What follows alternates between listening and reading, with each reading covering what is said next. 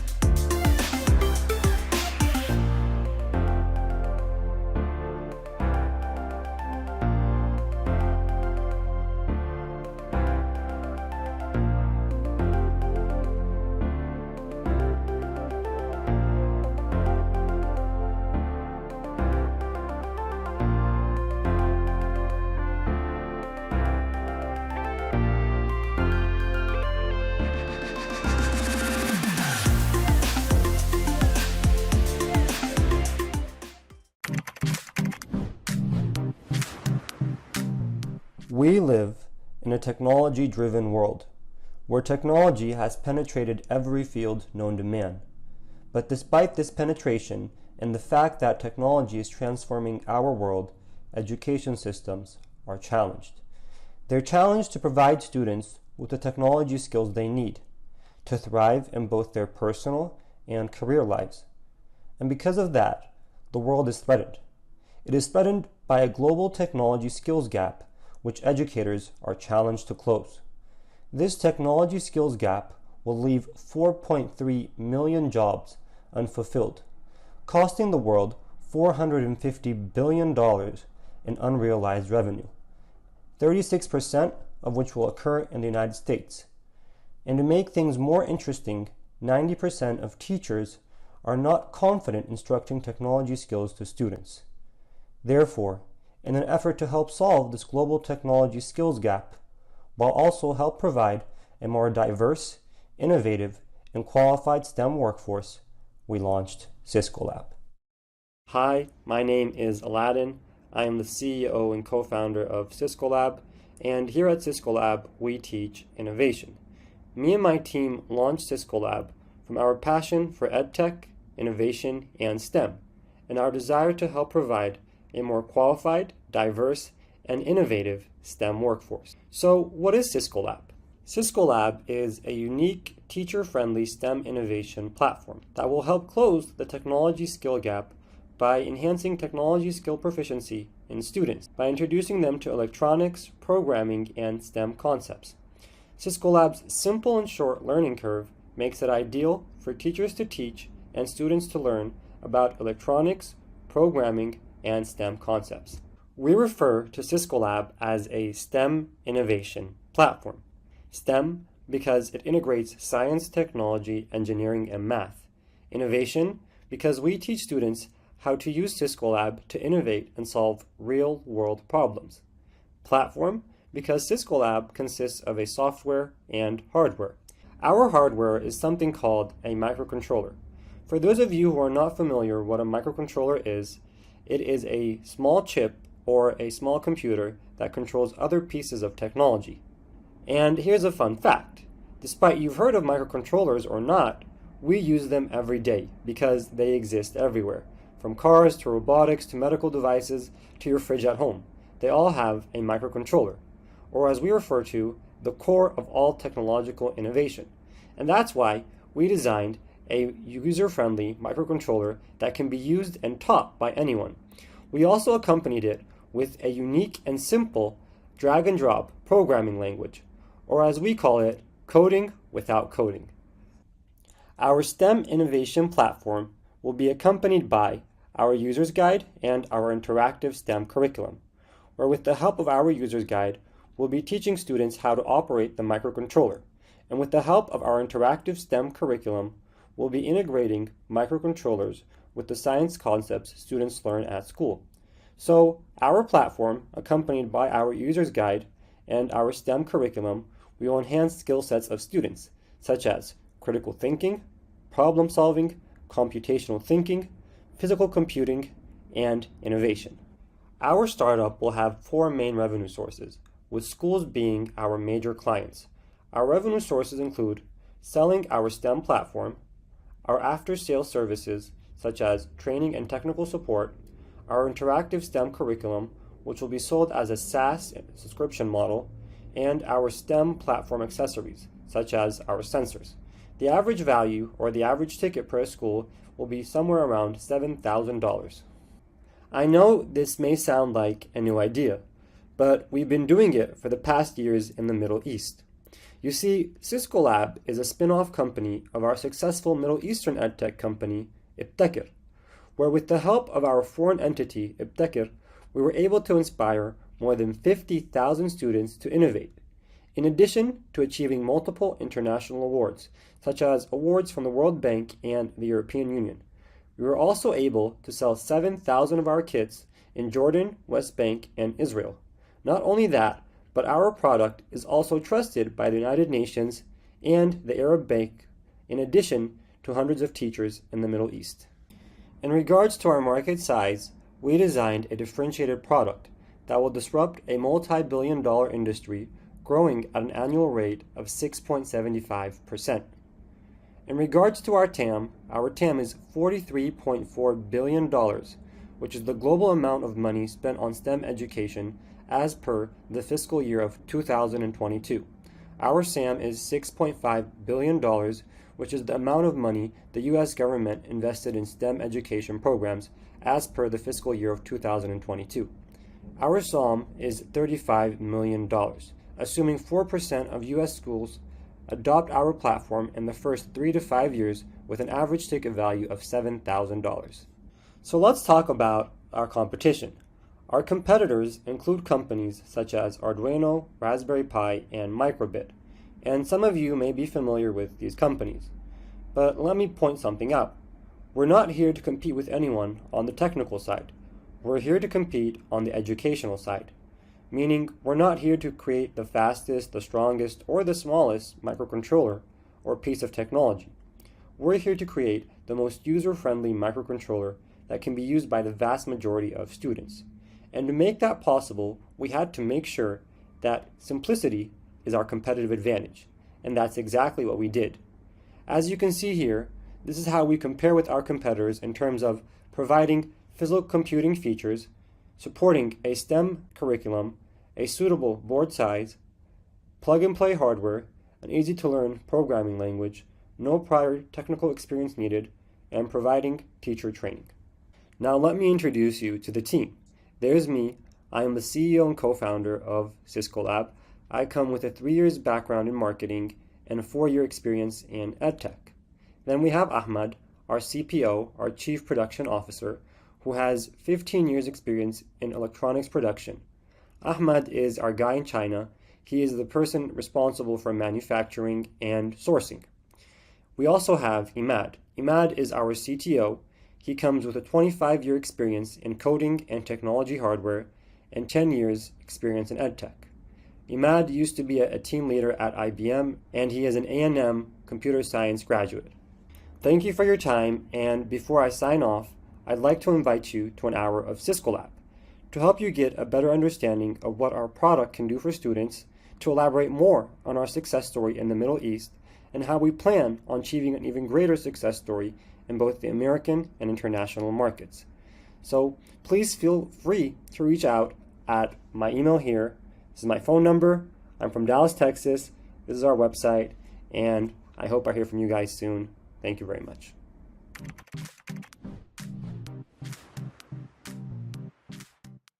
Hi, my name is Chris Graham. I am the CEO and co-founder of Chilling. We are a genre-specific content streaming platform that combines both video content in the form of movies and shows to audio dramas and novels, and we have currently raised just north of $160,000. Going through the Newchip program, our favorite part was really the mastermind sessions.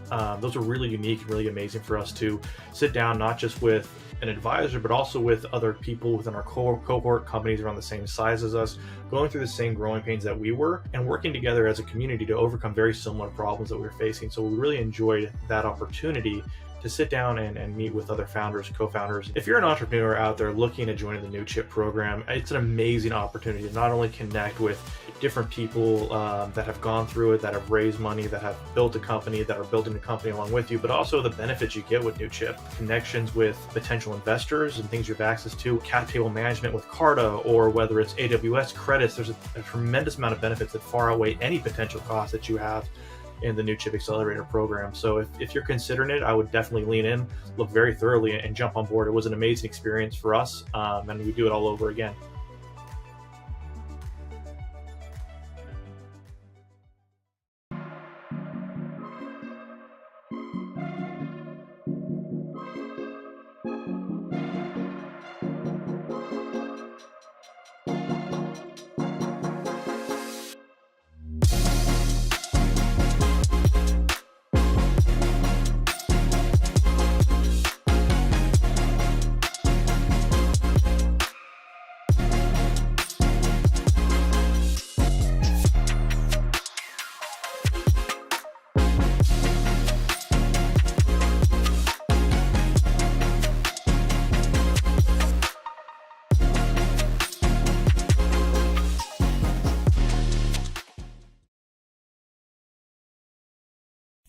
Welcome to MorphBots.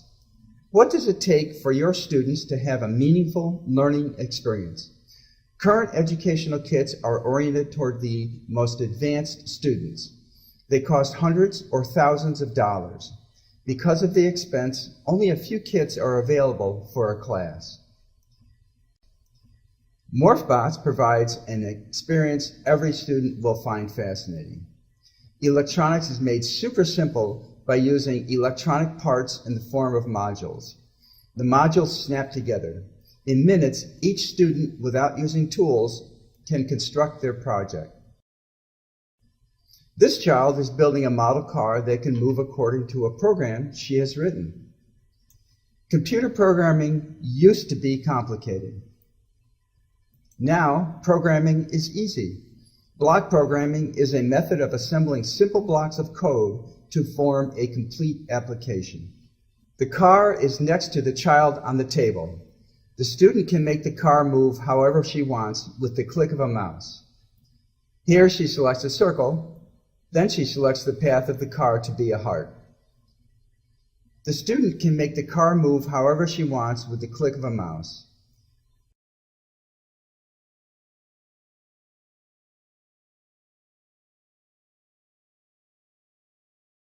Connecting with robotics.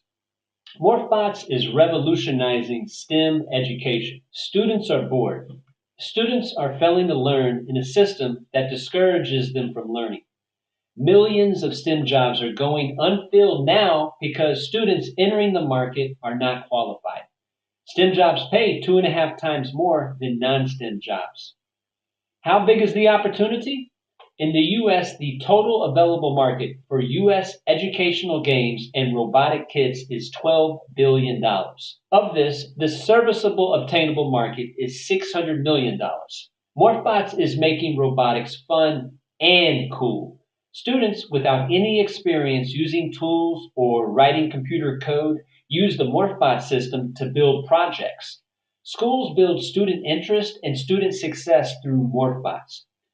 Where it used to be cool for students to tear down or scoff at the educational process, students value achievement and embrace Morphbots. Do robotics anywhere. The ability for a student to operate a robot over the internet and watch it while it is in motion is a unique experience. Students write simple code that controls the robot movement. The interaction is very stimulating for students. The use of the Morphbot technology helps students maintain interest in pursuing a course of study. How will we make money? Decision makers at all schools, including lower income schools, will gravitate to Morphbots, as other systems are more expensive. They might start with the video game at 99 cents per student per month. The purpose of the very low cost is to provide an entry point for schools. Once a school enters the Morphbots ecosystem, it will become familiar with and possibly purchase other Morphbot products. How are we different? Morphbot products having low to middle costs enable all schools to participate at some level. Lower income schools, when pulled together, have a substantial amount of resources. No other educational robotic company is targeting lower income schools. We are the Southwest Airlines of educational robotics. What have we done so far? Morphbots has sold about $5,000 of robotic kits in the U.S. 220 users signed up. Students from 3 different schools have enrolled in our online course. How will we reach our customers? Our customer acquisition process leverages the revolutionary nature of Morphbots to inspire customer interest. We will use radio, TV, print, media, and trade shows to get the word out. Interactive remote activities, including competitions, will boost awareness of the Morphbot system. All other robot competitions require students to travel to the actual event in order to participate. Morphbots will offer competitions to every student at low to no cost. Students themselves will spread the word to the world. What are we expecting? Morphbots is targeting users, students in the grades 5th through 9th, and buyers, superintendents, curriculum directors, decision makers from schools. A small investment by schools results in significant revenue. 72 schools paying $150 per week generates an annual recurring revenue of $560,000. We expect to reach this revenue within 12 months of funding. We have the dream team. As the CEO of Morphbots, Chris is a selling machine that believes education is the key. Sudarshan is the business advisor of Morphbots. He brings experience with robotics with his own robotics company, Cobotica. Alex is the playful learning science advisor. He designed the GameStar Mechanic video game that teaches K-12 students how to develop their own video games. Alan is the CTO of Morphbots. In his last startup, Voxon, he created a 3-dimensional display that are sold around the world in educational settings. Connecting with robotics. Thank you for giving me the opportunity to present something that will change STEM education forever. If you have any questions or want to learn more, my contact information is below. Now, the 40 different VCs that you did connect us with, thank you very much for that. That was amazing too, right? Just if you don't have that Rolodex, you don't have LinkedIn with a bunch of investors, right? You know, it's really hard for startup founders to get out there. And I think Newchip gives these folks the confidence and the ability to succeed. I'm Rob Thatcher, co-founder and CEO of BankShift, former founder with an exit. Even though I raised money before and have exited before, coming back to Newchip and going through all of the programs, checking my ego at the door, right? I've done it before. but everybody needs a refresher. I'm a former veteran. I care about protecting people. And now that I'm in the financial world and banking world, I care about people protecting their money, right? BankShift connects your financial accounts and your Coinbase accounts and allows you to move money between them. It helps people curb bad financial habits by giving positive affirmation. I'm the guy that comes in, designs, puts a prototype together, gets it to production with quality. That right there with the Newchip program helping me feel confident going and talking to VCs. That's really what helped me the most. I think the biggest problems we face, because we were banking executives, we all left and started this company, so we knew what we were building, but really what we didn't know, which we needed to know, is the way to talk to investors. We were getting intros left and right, like it was night and day, and we did our best, responded as quickly as possible. And the reason why you need Newchip is because they don't take equity. And so for a bootstrapping founder, that's very important. Just take it all in like you've never heard about it before, because what the program really did make me a well-rounded founder.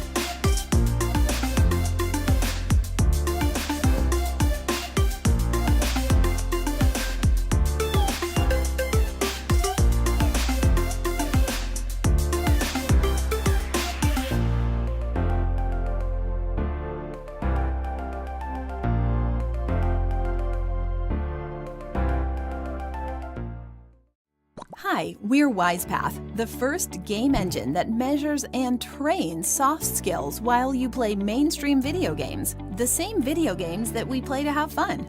Soft skills like critical thinking and creativity are skills that help you be successful in whatever you want to do.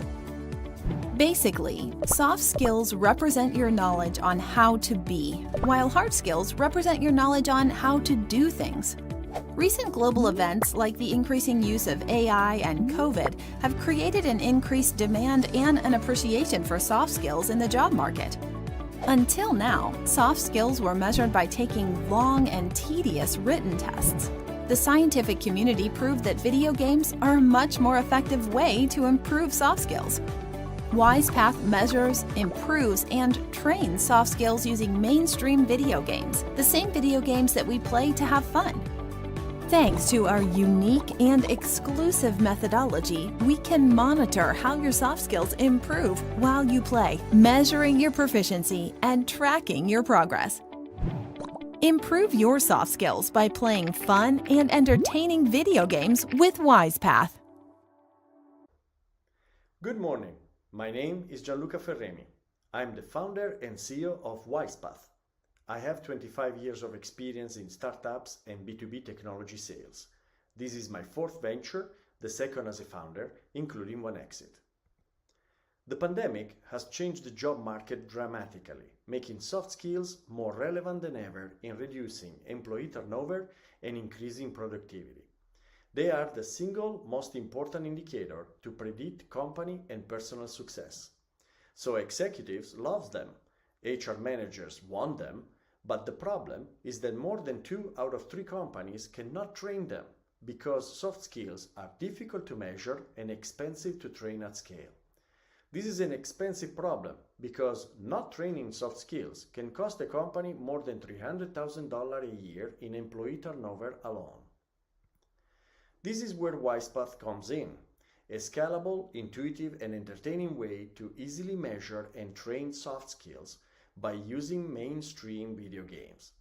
By training employees and students to better achieve their goals, we improve employee retention, productivity, and overall employee satisfaction. The product consists of a B2B SaaS platform that can, for the first time, accurately measure and train soft skills based on an exclusive methodology that interprets video games data resulting from more than 5 years of scientific research. This is an interactive mock-up of the mobile application that we will develop. We rely on Steam, the Valve game distribution platform, to access a catalog of almost 10,000 games. We have currently analyzed the data generated by 13 games, and we are adding new games regularly at a rate of 1 game per month. We can also analyze games on demand, either owned or specifically requested by the customer. While the user plays a game, the WisePath platform analyzes the data generated by their gaming activity and interprets it in order to measure the user's soft skills. The result is a chart that you see. This chart visually represents the configuration of the user's soft skills as measured through the games that he or she played so far. We can also monitor the user's progress as it evolves during the training. We can measure and track up to 25 soft skills, and we plan to add new soft skills regularly at the rate of 2 soft skills per month. We can also measure soft skills specifically requested by a customer. The HR market is growing fast. The soft skills training market alone is estimated to be worth more than $50 billion in 2028. But this estimate takes into account only training solutions that rely heavily on professional coaching and therefore are not applicable for the workforce at large. So we expect this number to be much bigger.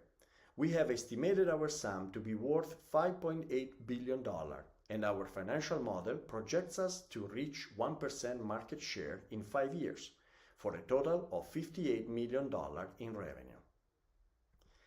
The competitive landscape is crowded, but only WisePath has a technology that uses commercial video games and is open enough to be easily integrated in existing HR solutions and online professional services platforms. Using commercial video games is key because professionals are motivated to train their soft skills outside of working hours, allowing businesses to claim back their training time to more productive activities. Our business model is based mainly on B2B freemium subscriptions.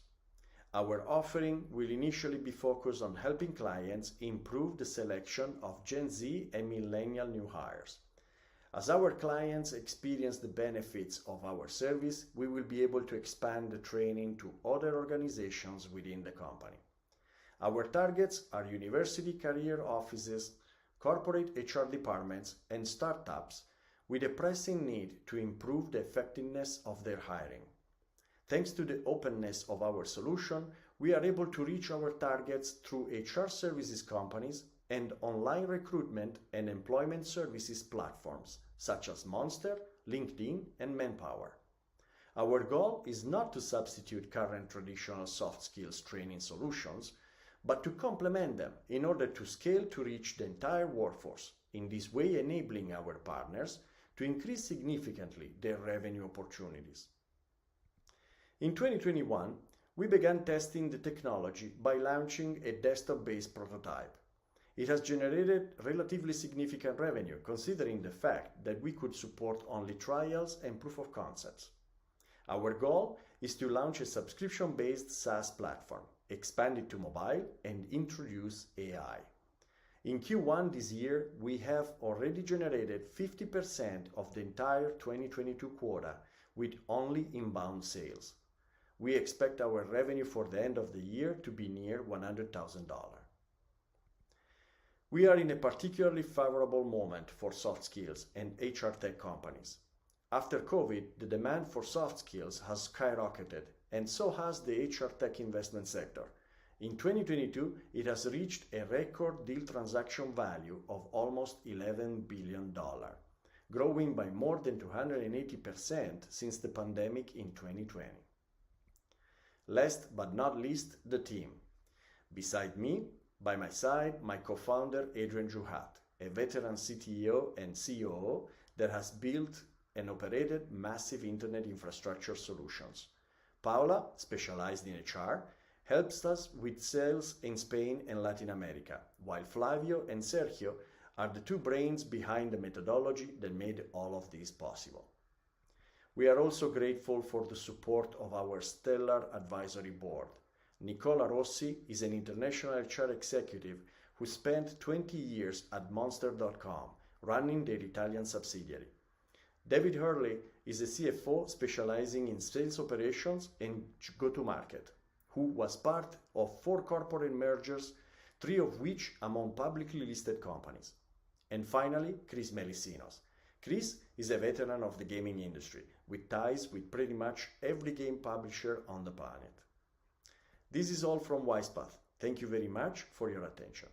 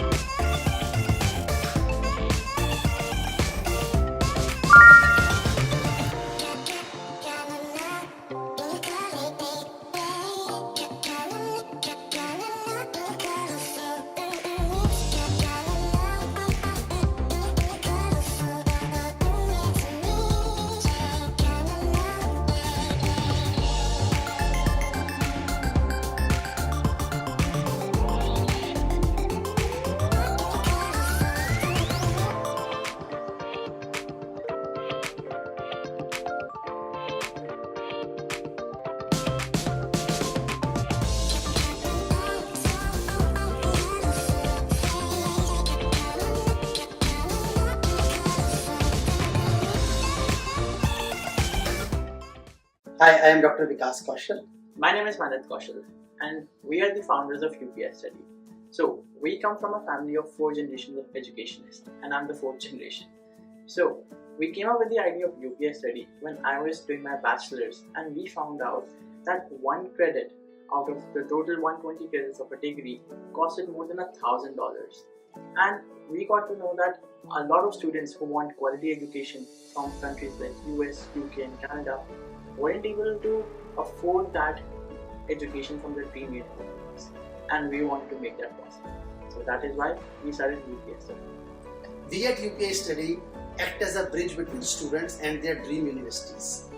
These are the students who have financial constraints and cannot fulfill their dream of studying abroad in their wishful universities. We make it possible through our UPI programs. I'm going to Canada in this January for my bachelor's in business studies. I got my visa a few days back and I'm over the moon right now. Even my parents are very happy. We think that education is the basic right of every student and they should always get it. We at UPI Study look forward to help thousands of students across the globe. Now that you know, our mission is to make college education more affordable and futuristic for international students. Let's look at the reasons what leads them to not attend a university of their choice. Well, the leading reason is low finances and also visa refusal due to applying to low-level colleges and getting poor visa consultancy from agents who overcharge them. At the same time, international students, unlike local students, have no knowledge on how to earn college credits that can help them save money and time. Hence, they take more time to graduate. In order to solve these issues, we created UPI Study, which is a bridging pathway between students who want to study abroad and universities in Canada, Germany, UK, and many more. For example, consider our system to be like a community college where international students will study online college courses in their home country and then directly enter third year of the university abroad. With our programs, students are able to get college credits to save up to 2 years of fees and living cost, and also get visa consultancy and IELTS training. So, UPIstudy.com is a medium for our students to allow them learn our courses online, build a community with their fellow students, professors, teaching assistants, help them complete their assignments, give exams, and a lot more. We'd highly recommend you to check it out. Now, with the booming market, obviously comes some competition. One of our leading competitors is Upgrad, which also deals with pathway programs but only tie-ups with low-ranked universities and is unable to provide IELTS training and visa guidance. Then we also have IB schools and CLEP and AP exams, which only provides credit transfers for singular courses, unlike bundle courses that UPI provides. And then we have multiple small institutions which usually only have one or two tie-ups with universities and does not provide their students with diversification of choice. UPI, on the other hand, allows their student to transfer credits to good ranked universities, save money, and also get proper career and visa guidance as well. Now let's talk business and our product cost. For every student, our program costs between 4,500 to 7,500 US dollars, which allows a student get up to 2 years of transferable credits, IELTS training, and also covers the application cost of 3 universities and a diploma certificate. In addition, for every student who transfers to a university after doing a UPI program, the university provides UPI with an additional commission of 800 to 2,500 US dollars as a referral fee, which acts as an additional source of income for the company. Now let's talk about the market. There are 6 million new international students every year, which is likely to grow. These students create an opportunity of $27 billion per year. And when we focus on students who cannot go for full-time degrees, have to get loans, or drop out, we see the opportunity come down to $6.75 billion per year. As a company, within the next 5 to 7 years, we want to capture 3% of the total market, allowing us to create an opportunity of $900 million per year. Talking about our growth, we have made over 400,000 US dollars, tried and tested our platform, and now growing. We have grown presence in 200 plus colleges in 7 different countries, have over 70 plus franchisee and MOU tie-ups to help us grow students. We have over 86,000 registered users and data points on 1.5 million students via our partners to help us increase sales and improve our platform. That leads to our KPIs. So 35% of our new orders come through a referral and remaining through social media referrals. We have also seen that 57% of our customers convert when we offer them a payment plan, and on average a student takes around 10 to 13 months to complete the full coursework of 60 credits. We have been growing with the help of our YouTube influencer partnerships and some other social media platforms to help us increase the total number of enrolled students and getting more leads captured. We have also started offering full money back guarantee, an opportunity to join free community, and a partial refund of university commission to students to gain more loyalty and trust within the community. When it comes to our founding team, we are a strong father and son team coming from generations of successful educationists. Dr. Vikas Kaushal, our CEO, comes in with 25 years plus experience in the education industry, where he has managed and founded colleges and institutions in over 2 continents. Then Manat Kaushal, our CTO, as a CS graduate, have founded 3 tech startups, worked at different companies, and also has a lot of experience in the education industry. Then some of our additional team members come at highly qualified academic directors and teachers who handle our coursework. Then we have engineers to handle our platform, and then over 16 sales and partnership representatives to help us bring more customers and partnerships. Alongside a strong team, we also have a strong roadmap. by the end of August, we want to close our biggest student intake till date and launch a mobile application. And by the end of this year, we plan to achieve more than $1 million in revenue. Same, by May 2024, we plan to have over 500k followers on our social media and have over 500 plus university partnerships and approvals in different countries, giving our customers more diversification. And by November 2024, we plan to achieve $5 million plus in revenue and 1 million plus signups.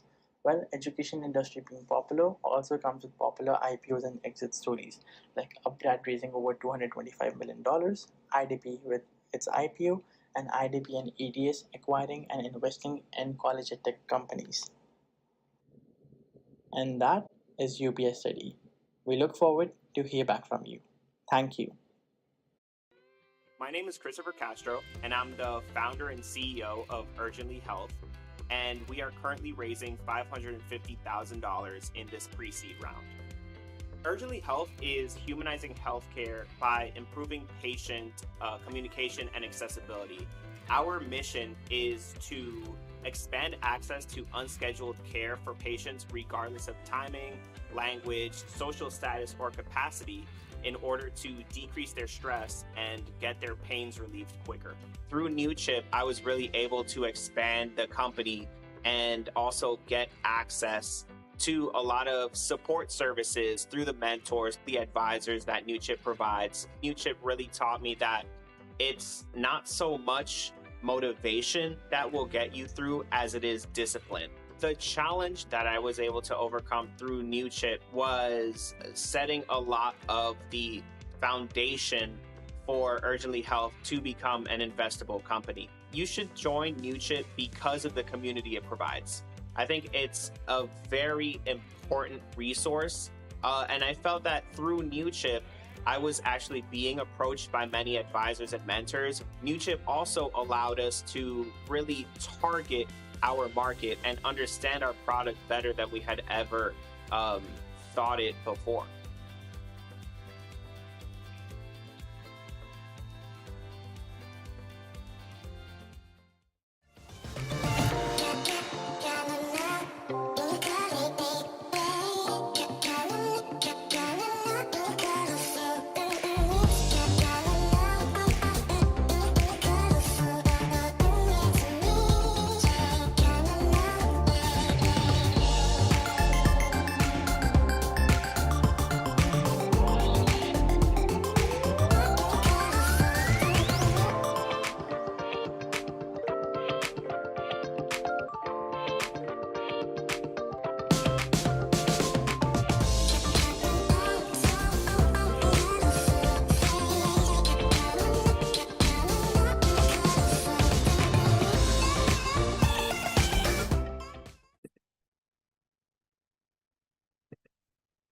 Good evening, everybody. I'm so excited to be here to participate in the online demo week this month. And thank you, Newchip, for inviting me to be a part of this exciting showcase. My name is Evan St. Leifer, and I am the CEO of Innovate K-12. We're a crowdsourcing platform that leverages science to help communities optimize their capacity to drive innovation and success. The problem isn't starkly in black and white. We're dealing with school districts, and the bottom line is that American school districts are in a trust crisis. If you've watched the news or you've seen any reporting on this, you know what I'm talking about. School districts, for a whole variety of reasons, including COVID, have been in disarray, and that has resulted in a lot of unfortunate trends, including historic turnover and leadership churn. 300,000 teachers plus in the last 24 to 36 months have left the profession. 1,500 plus school districts have seen some sort of leadership churn. And so the bottom line is there's a desire by school leaders, sort of a now what, they know they need to do a better job of aligning preemptively, strategically, and proactively with their communities in a way that they can own and control in a good way. And so these new rules of engagement are needed. And school leaders need to feel like they can do this in a safe and effective way. They know they need to leverage their communities, and they just don't have a really good way to do that right now. They're feeling extraordinarily vulnerable. The solution is us. It's resonating with leaders. It's our crowd-based innovation platform, and it's our exclusive research around the human dimension of innovation, which is the way communities engage with each other to drive innovation, and it's the way we optimize that. We're going to talk more about that in a moment. And so we help districts basically harness the collective knowledge and creativity and intellect of their communities. That's what we do. And we also are very, very careful and take great pains to point out and to show districts how effective online engagement is very different than social media. And that's part of our research and our best practice. And that helps allay the concerns of our customers. So here's some great things to know about us. We're nearing in revenue the amount of our first raise in the winter of 2021, $175,000. We're beginning to establish really good value and differentiation in our market. Our customers are telling us this and are willing to go to bat for us now. That is manifested in one state-level deal with the Department of Education in Georgia. We're excited, and two larger school districts, two of the largest school districts and most influential in the states of Ohio and Missouri. And then the last thing is a really exciting thing, a development, which is the next chapter for us, the next stage is the development of our innovation engine based on our research. So our research, we need to pause for a moment and extend gratitude to our research colleague. Her name is Dr. Ann Myshak, and she's been studying for years the human dimension of innovation, or the way we optimize online stakeholder engagement. And she's been studying this. She has done research on this for 30 years. She's worked with companies around crowd-based innovation on how to bring complex problems to groups of stakeholders in a constructive, creative way to find results. Now we're applying that to the education space. You can see the companies and the organizations she's worked with, consulted with. She's had National Science Foundation grants, articles in the Harvard Business Review, quoted in the Wall Street Journal, and limitless, unbelievable articles over the years in leading research journals. And so we're excited to have her as our exclusive research partner, which says a lot about the direction of Innovate K-12. This is a prototypic slide that really just explains what we do and the benefit to school districts and school ecosystems. The bottom line is a lot of schools right now are finding themselves in that bottom left quartile where they're feeling polarized. There's divisiveness. There's a lot of politicized factors and vitriol going on, right? Disproportionate representation. We call that tyranny of the minority. That's due to what we call, the research tells us, uncontrolled voicing and low levels of constructive and very uncreative collaboration. To counter that, the idea is, how do we raise that level of collaboration so that we have higher levels of more constructive, creative collaboration? We do that through more controlled, disciplined, purposeful voicing, which is part of our research and best practice.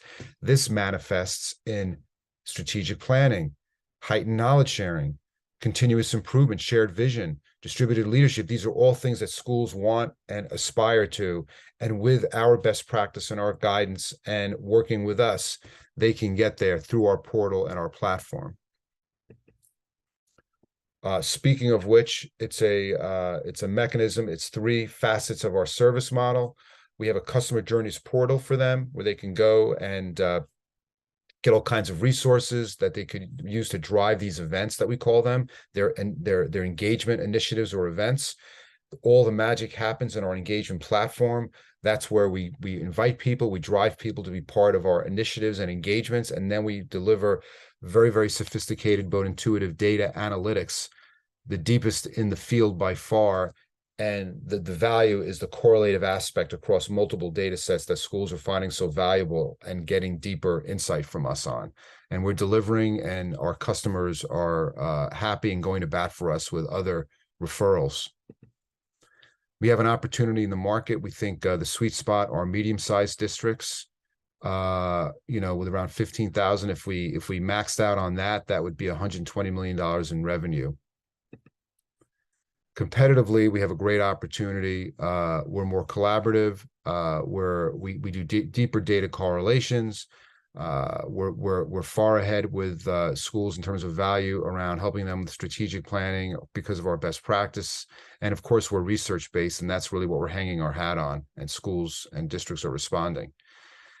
Again, it's the research and the how and the why, the experiential and the anecdotal. We do a lot of program evaluation for district. That's what we're doing with the state of Georgia. So they really want to know more about the experiential and the anecdotal.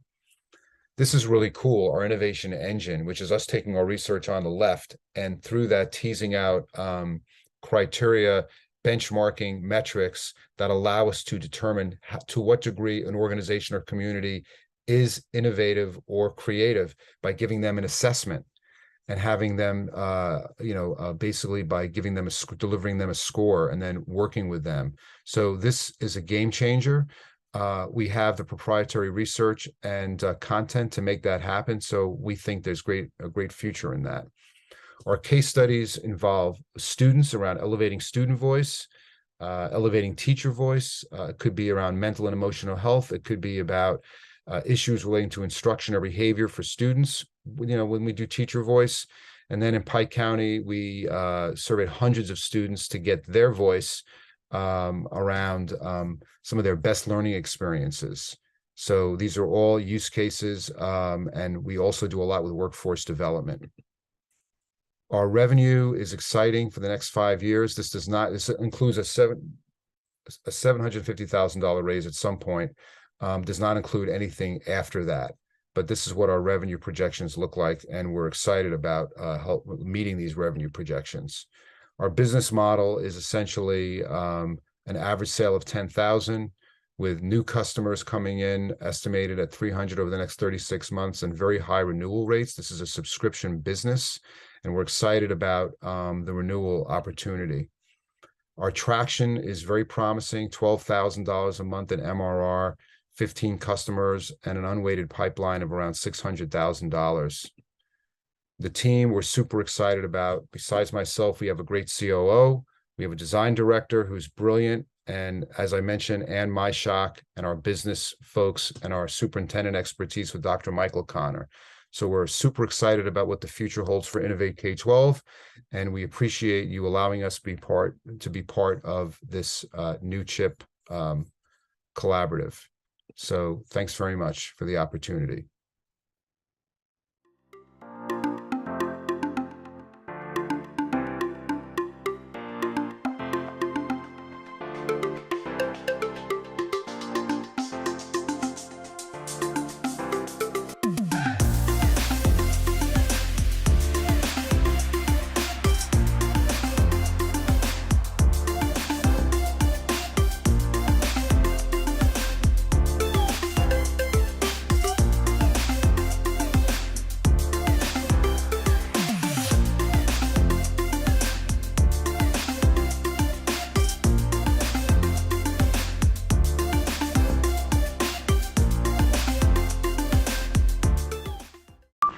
Hello everyone, my name is Akriti, founder of RISE Higher Education.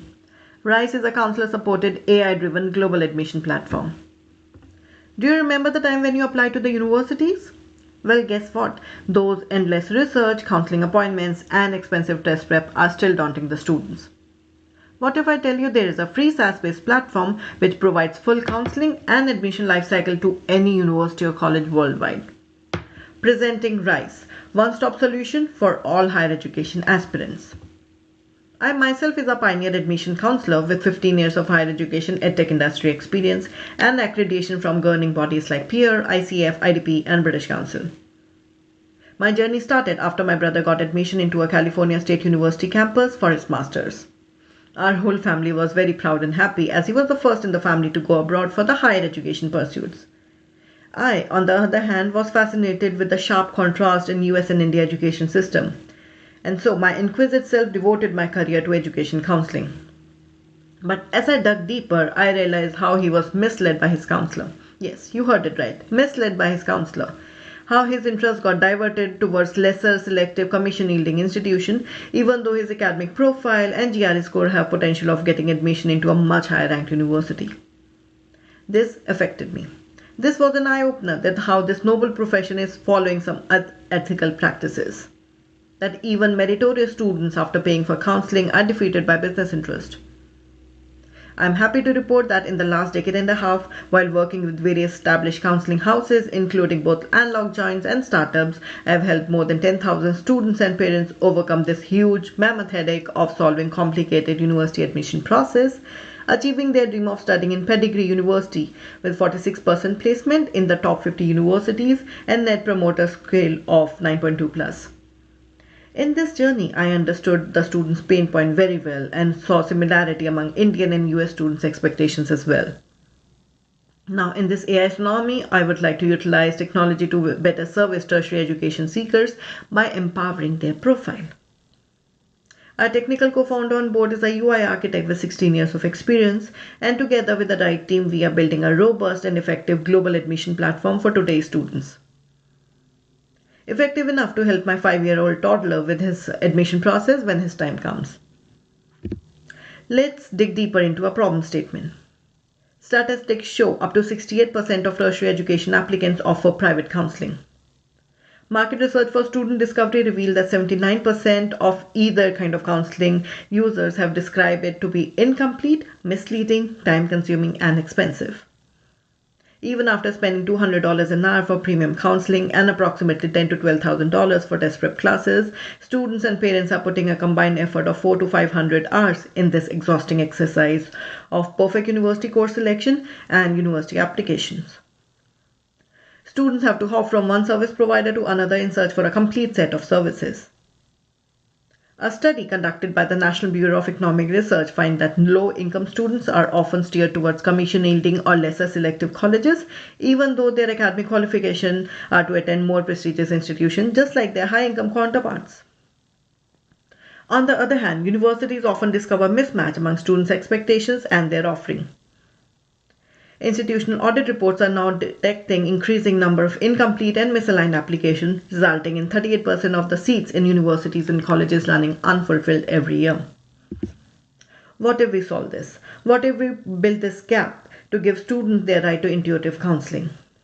We are talking about bridging this gap by creating a student-centric platform empowered by seasoned counselors and certified coaches offering holistic, data-driven and unbiased admission solutions to dream universities and colleges worldwide.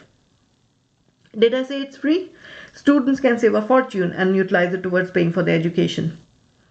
Now we agree and acknowledge there is a student demography who seek one-on-one personal counselors connect to guide them throughout the process. For that, premium option will also be available. The SaaS-based platform we are building can be used at all handheld devices, including a mobile app. Students can choose the a la carte of services or sequential process of all verticals in pre- and post-admission, including counseling, test prep coaching, profile building, SOP essay writing.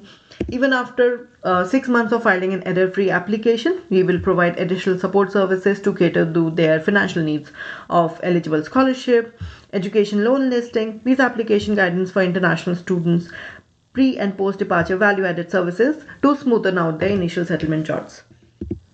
At the moment, there are two types of private counseling platforms. We have reverse engineered the solution to create this hybrid freemium model by combining the benefits of premium and free counseling patterns to mitigate any ill effects. This has given us an advantageous edge from our direct or indirect competitors who either offer limited free services or paid premium services to domestic or international students, but not usually both. We are automating the everyday repeated maintained tasks so counselors can focus on bringing quality to students' profile. There will never be a time in which AI bot will be drafting students' SOP, LOR or admission essays. Our dedicated team will adhere to strict accountability of follow-up.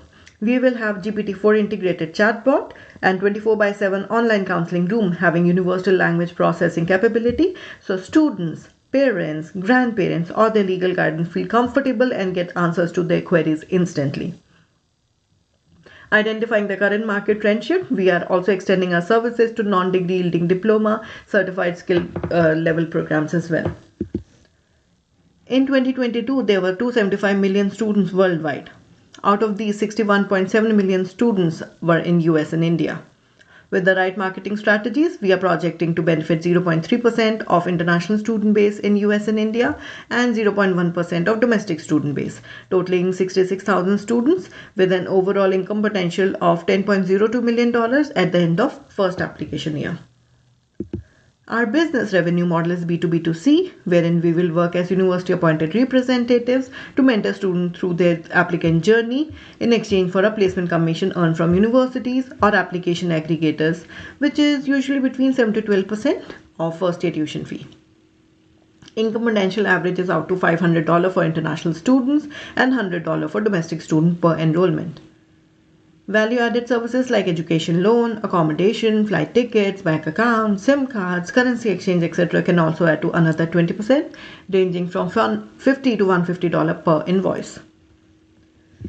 For the initial 2 years, we will focus to establish in US and India market, and then we'll be extending our services to other countries one by one in the subsequent years.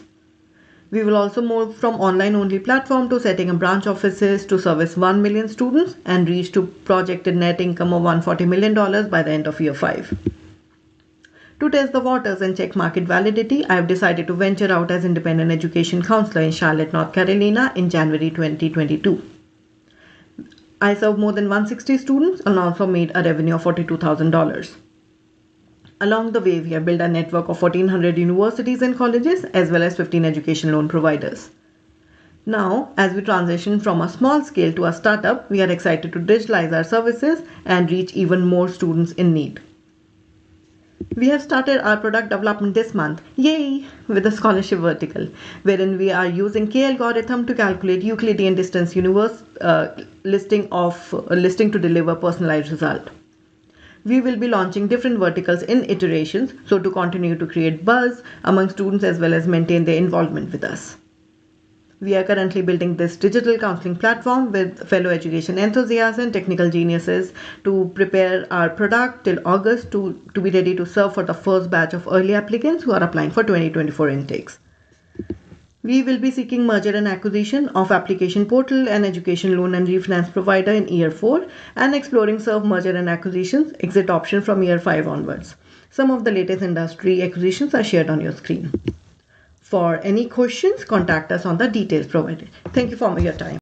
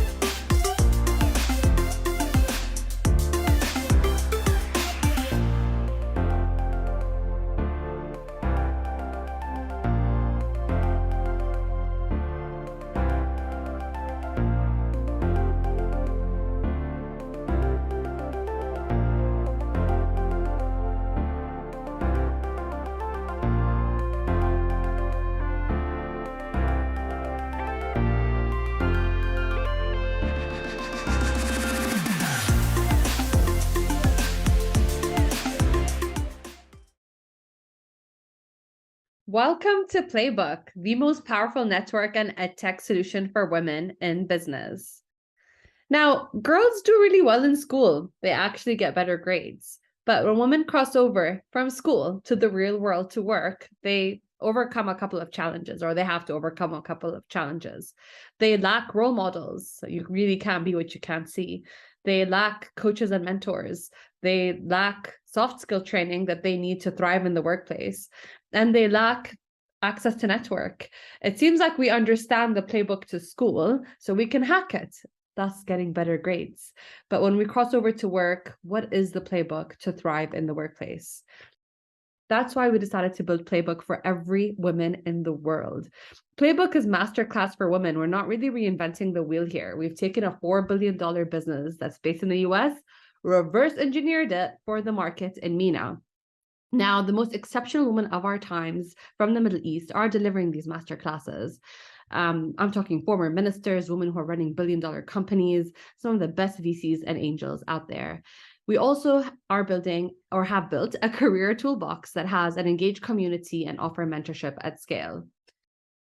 And that's why we decided to basically go all out and build this ultimate career toolkit for women in business. So our core product is the masterclass content. We have 3,000 minutes of original content. We offer access to community. You're able to book calls with masters and mentors, which are so hard to find, along with industry experts, mental health coaches, and life coaches. But you can also browse through job boards and get matched with opportunities. There's also live events and a perks marketplace. How does Playbook work? It's very simple. We're a B2B2C business. So corporates actually onboard employees in the hundreds onto Playbook. They choose a membership plan and they offer this as a perk to them to thrive in the workplace. So they set up their membership profile, they browse through multiple classes, they introduce themselves, and they enjoy the career toolkit that we have to offer. We charge $180 per person annually, which gives every employee access to the masterclasses along with certificates and also along with access to the community. Now, corporate partners also get additional data and reporting, which gives them more insights into their employees' behaviors and their learning hours or how much they've learned on Playbook. Now, in terms of traction, we have over 2,200 members on Playbook. They come from 200 cities and 53 countries and 820 companies. We've made over 280,000 USD from subscriptions, and we have a 20% completion rate, which means our members actually finish a masterclass, which is higher than the global average. Now, 62% of our members who finish one masterclass continue to watch another, which means we're building a really sticky subject or product, and we have a 70% growth month on month. Now, 78% of our membership community come from B2B contracts, which goes back in line to support our theory that B2B is the right way to scale. Now, what makes us different? We're three incredible female founders that have gone through a lot of pain. We understand the customer. We're obsessed with the customer. We speak the customer's language. Our customers' eyes sparkle when we pitch to them. In some occasions, our corporate partners ask us to stop pitching halfway through, and they say that they're in and they want to sign up their employees right away. But we're building Playbook for half the world's population. We recognize that whether you're based in Alaska, Egypt, Saudi, or the US, women get their cycle every month. They struggle to go back to work as mothers. They get postpartum. They get menopause. They struggle to get promoted. They struggle to raise funding. And nobody's building solutions to them on scale using EdTech. And that's what we're trying to do in Playbook. Now, we're targeting the 41 million working women in MENA, and if we convert just 1% of them to our low subscription rate, which is $180, that's $76 million a year. That's potentially a unicorn just from the MENA market alone. And we're really going after those corporate partners, those HR managers, those teams that are handling CSR and marketing, and in some cases, women empowerment departments to actually attract or pull that budget from them to be able to for them to provide training and support for their employees. We're also going for female founders, corporate executives who also want to invest in themselves, whether their corporate entity purchases access or not. We're going for that B2C market. Now, a little bit about myself. I'm not a first-time founder. I've built and scaled my first company, much to my father's horror, from scratch. He really wanted me to go into banking and finance. I've always known I wanted to be an entrepreneur. My first business actually scaled into an award-winning communication company that was worth millions of dollars. I also am behind one of the largest conventions for women leaders in MENA, and I host the #1 rated show on Apple Podcast. And I'm building Playbook with two incredible female founders. Ismahan Assad, who is our co-founder and also investor. She has a background in banking and finance, as well as operations, handling over 300 employees in a construction company. And Shreya is our third co-founder, who was with me in my past life in the agency. She handled all our digital campaigns. She is incredible with content. She manages our masterclass content now and is our interim CTO. We're an award-winning EdTech solution. We've received awards from MasterCard, JITEX, as well as MISC in a very short amount of time. Join us to invest in women, the largest untapped resource in the world.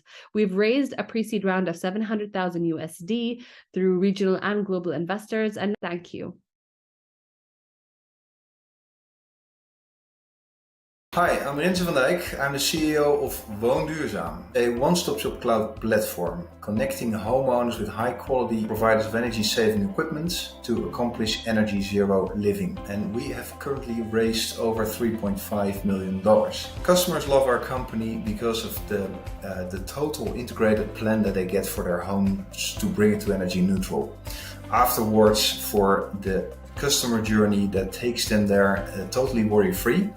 And it's all customized to their home and the use they and their family make of it. We've shown impressive growth numbers. We've grown 600% year on year over the first years of our existence, and our market development does not show any sign of slowing down. Newchip really helped preparing us for that round, giving us the insight on what to present, how to size and shape around, how to prepare the pitch deck, the executive summary, all the things that we needed.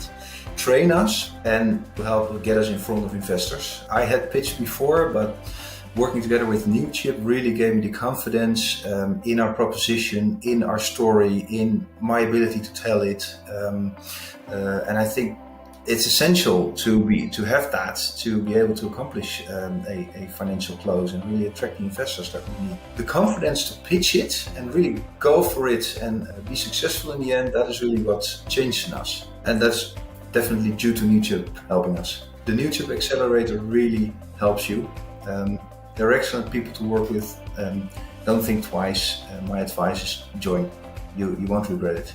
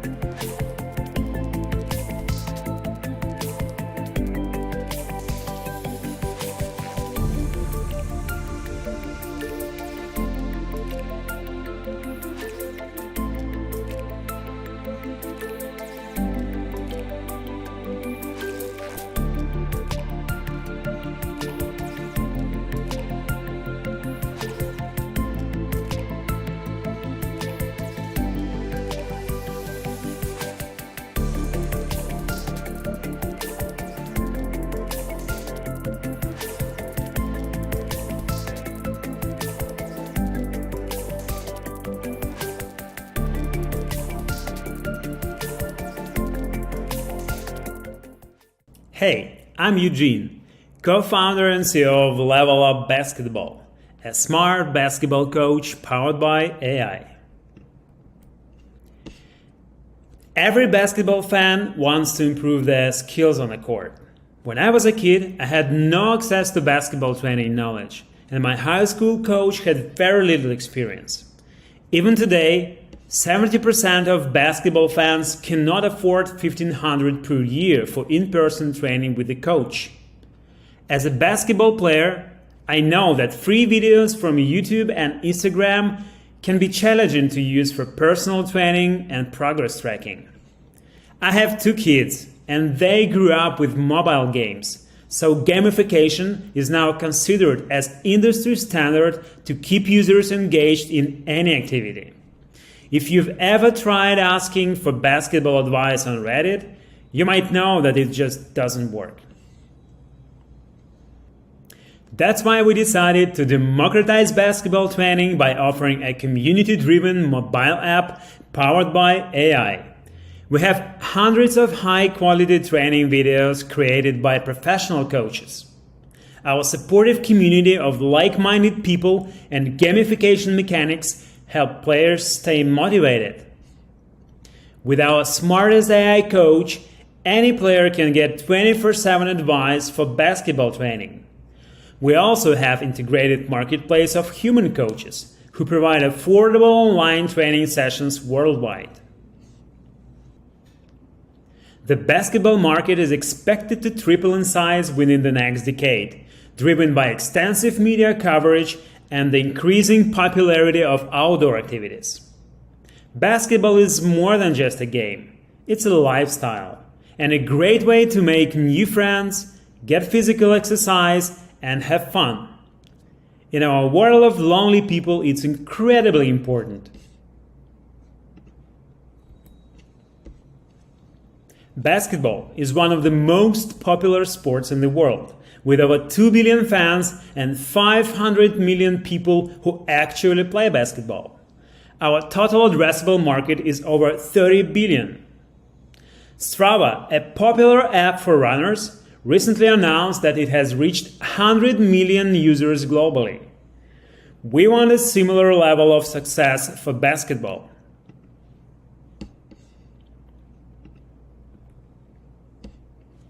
We use a subscription-based freemium model, charging players $59 per year for premium training access and twice more from coaches who wish to be listed in our online coaching marketplace or user or team management tools. Non-paying users can still use the app for personal progress tracking and social activities. We have a strong team of founders who are serial entrepreneurs with technical backgrounds and a shared passion for basketball.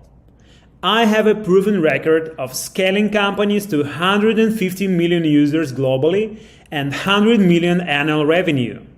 My co-founder Anton is the founder of the biggest amateur basketball league with over 44,000 active players. In the last 6 months, we experienced 10x growth, reaching an annual recurring revenue of 23,000 and a user base of 80,000. 70% of our users come from word of mouth, because basketball is a team sport with the highest level of network effect. We are also working on partnerships with leagues and clubs to assist them in acquiring new clients and maintaining their motivation and engagement. Based on my past experience, I strongly believe that the best long-term growth strategy is to develop a high-quality product that incorporates user feedback and market research. Our main competitors are single-purpose apps that struggle with user retention. Home Court switched to Chinese market for home entertainment and no longer support the app. Our goal is to build long-lasting relationships with our users by focusing on community, gamification, and technology. Last year, we have confirmed the product market fit for basketball training. This year, our plan is to combine GPT, video-to-text AI, AR glasses by Snap, while also adding support for wearable devices. These technologies will help us create the smartest AI coach for basketball training on the planet. In less than 4 years, Level Up will become the one-stop app for any basketball player in the world. Our 4-year goal is to reach 10 million monthly active users and generate over 20 million in annual revenue in 2026. I'm pretty sure you love the idea. So let's jump on the call, and I'd love to share more about how we plan to become the #1 app for the global basketball community. If you share the passion for basketball, feel free to ask me for a free annual subscription for you and your loved ones. Have a good one. I'm Kabir Bihari, founder of Ubiquity AI. Ubiquity AI has built the first AI predictive technology that can predict a payment that is about to be missed by a consumer. And we arrange payment arrangement agreements with consumers through an integrated blockchain. And we have raised $100,000 to date. Newchip has helped us define our vision and long-term goals using markers that successful entrepreneurs have used. AI and blockchain together addresses many of the elemental issues with debt collection. So we have found a way to incorporate that technology on the back end, develop a front end that engages with the consumer and provide an end-to-end solution from problem detection all the way through to debt enforcement. Newchip has given me as a founder the confidence to go out and reach collaborators, potential customers, and investors from across the world by helping me put together a compelling investor and business proposition.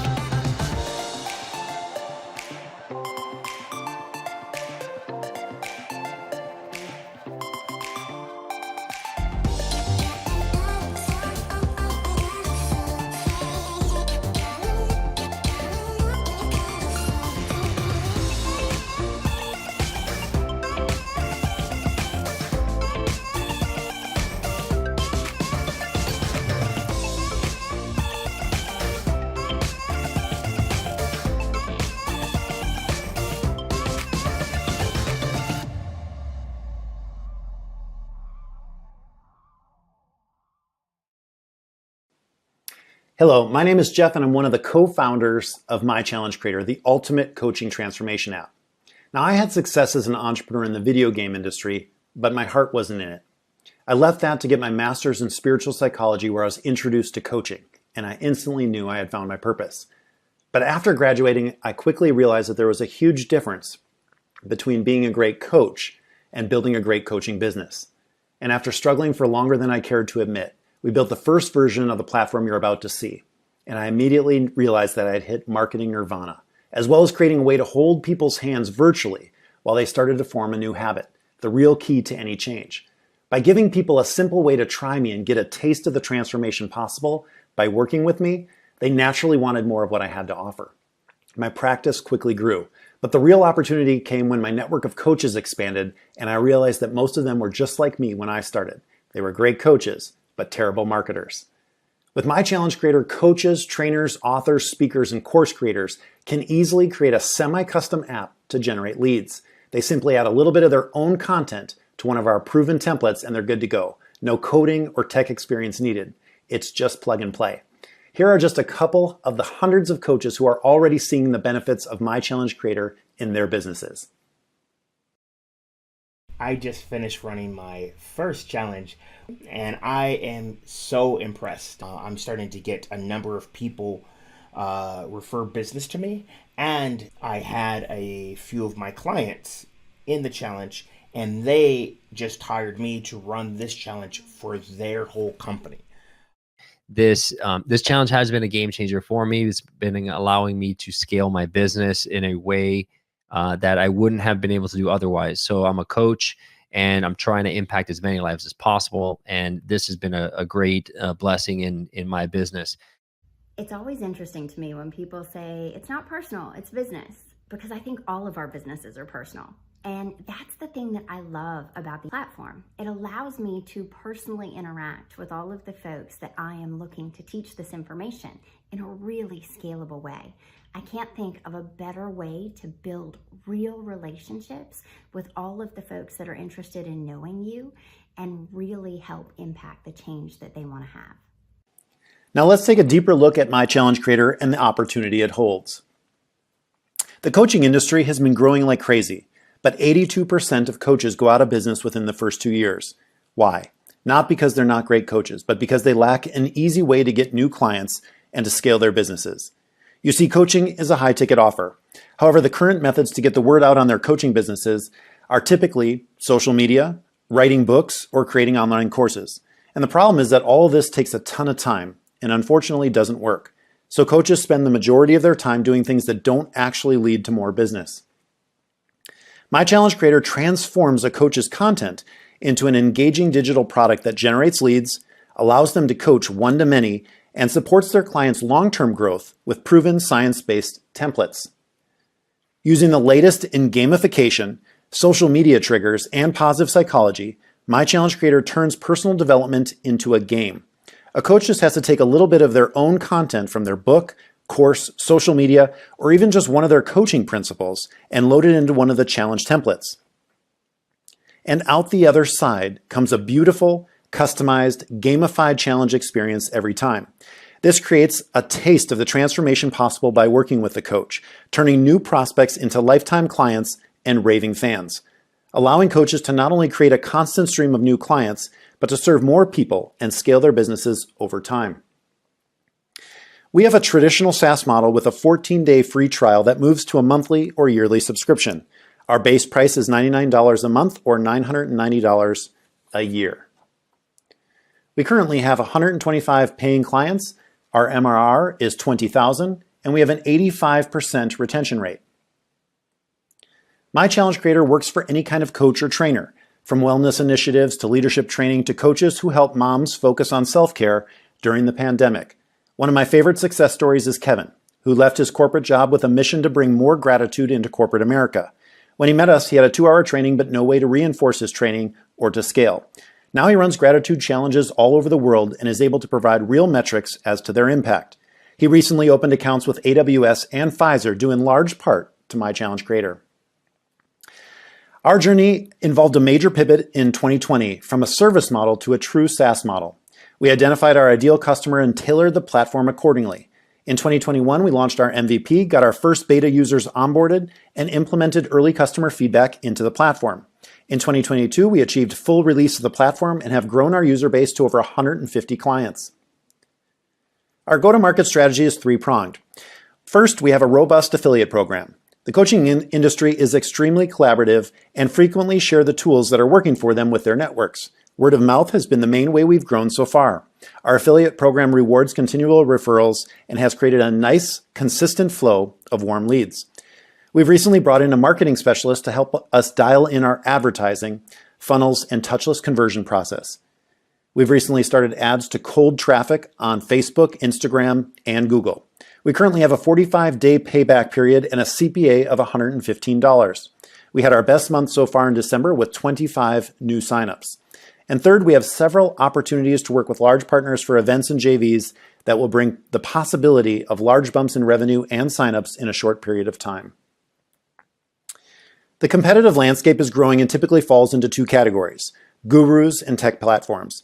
The gurus are selling courses or coaching, but rarely offer the tech to implement. The tech platforms typically require a lot of technical knowledge or aren't specialized in creating engaging experiences. A unique advantage we have is not only being coaches, creating for coaches, but a decade of experience in creating engaging online experiences with our own clients. Now we're going after the $41 billion personal development space. With over 1.2 million coaches, trainers, speakers, and authors in the US alone, it gives us a sum of around 1.23 billion. Our main focus for growth over the next 2 years will be aggressively marketing to acquire new clients and build our customer community. But one opportunity on our roadmap that I'd like to mention is a marketplace for all our creators to highlight their programs and challenges. Think Udemy. There have been many investments and exits in our space recently. Here are a couple notable ones. Udemy, which IPO'd, Creative Live, which was acquired by Fiverr, BetterUp closed a $300 million Series E round, and GoCoach secured a $3.5 million round led by Panoramic Ventures. And last but not least, our team. This is my very favorite thing to share. My co-founder and our CEO has been a career CEO leading some very large brands over her tenure, including Giorgio Beverly Hills, divisions of Procter & Gamble, and led the turnaround of Fredericks of Hollywood before they were acquired. Myself, I've been a serial entrepreneur and a coach for over 20 years. Kunal is a gifted CTO with over 15 years experience. And Phil, our head of customer success, comes from the corporate global training and development world. And while their expertise and talent are truly formidable, what's truly impressive is their hearts, each totally dedicated to the mission in a profoundly personal way. Linda, who when we met was being offered several high-powered, high-paying CEO positions, instead said yes to becoming an entrepreneur as she really wanted this chapter of her career to be about making a difference in a way she really cared about. Kunal is that truly rare combination of analytic and creative and has a gift for turning code into an intuitive and beautiful user experience. And Phil, who was actually one of our first large corporate clients, joined to help build something he experienced the benefit and impact of firsthand with his team. He's also someone I've climbed Mount Whitney with and is one of the most positive, never give up attitude people I have ever met. Thank you so much for your time, and we'll look forward to connecting soon.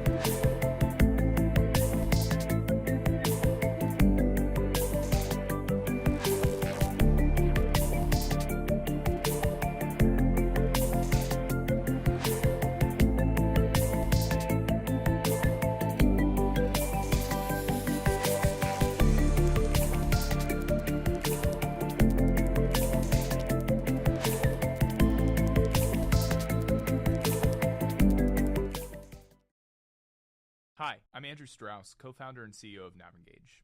Navengage is dedicated to advancing higher ed technology to help universities increase student engagement and belonging. This journey all started for me when I was taking graduation photos with my group of childhood friends who went to Penn State with me. As we were taking photos, we reminisced on how incredible our college experiences were. The only problem was that one of us was feeling the polar opposite of the joy that the rest of us were feeling. Our friend Connor told us that he could not wait to get across the stage at graduation, that college was one of the worst experiences of his life. I was stunned. Connor went on to explain that his college experience outside the classroom was limited to the occasional times that our group hung out. He never found a group of people to connect with. He never found a sense of belonging based around his interests and career ambitions. Despite our university offering hundreds of opportunities and resources that could help him adjust, Connor still struggled to navigate it all. He struggled to find his place. I set out to address this problem, and along with my co-founders, discovered that our alma mater was on a mission to solve the same problem. How can we help students get more engaged, especially those at risk of dropping out? We started working together on an application that would help students, especially those who share Connor's challenges, find a sense of belonging and connection within their campus communities, whether it be in person or remote. We talked to students at campuses with populations ranging from 400 commuter students to online campuses of 10,000 students to 40,000 in-person students. We shared Connor's story and quickly realized that many students struggle to find their place and get engaged in college, no matter what type of student they are or what their college setting may look and feel like. With the help of Connor, we built an application that adds value to the college experience. Welcome to the presentation portion of our pitch. I'm Andrew Strauss. I really appreciate you hearing about why we started this business and how it all came together. The problem that we're solving here is that individuals at these universities like Connor are dropping out at a significant rate, and that's even getting higher. So if all those students who didn't complete their four-year degree were to go back to school for 1 year, that'd be a $2.3 trillion increase for this industry. And we're seeing more and more students drop out. So we've seen a decrease of 9.4% in U.S. enrollment in the last 2 years. That's starting to go down. Institutions are starting to look to international students to fill some of those seats. They really need to make sure that students are not dropping out once they get accepted to their institution. From 2019 to 2020, 24% of first-year students did not complete their first year at college. That's a really big problem for these institutions. They want to keep those students there and keep them in class. And our solution is that we provide software to these universities to help their students from dropping out. They have a sense of belonging because they're using the application based on their interests, and they're staying in school and staying engaged with their university. So how this works is students can set their personal goals in the app. We actually ask them to do this as part of the sign-up process, something they're familiar with traditional social media that they already use. And essentially we can connect them based on those interests, the things that they want to do at their college or university, with other students and a community that also has an affiliation behind the same thing.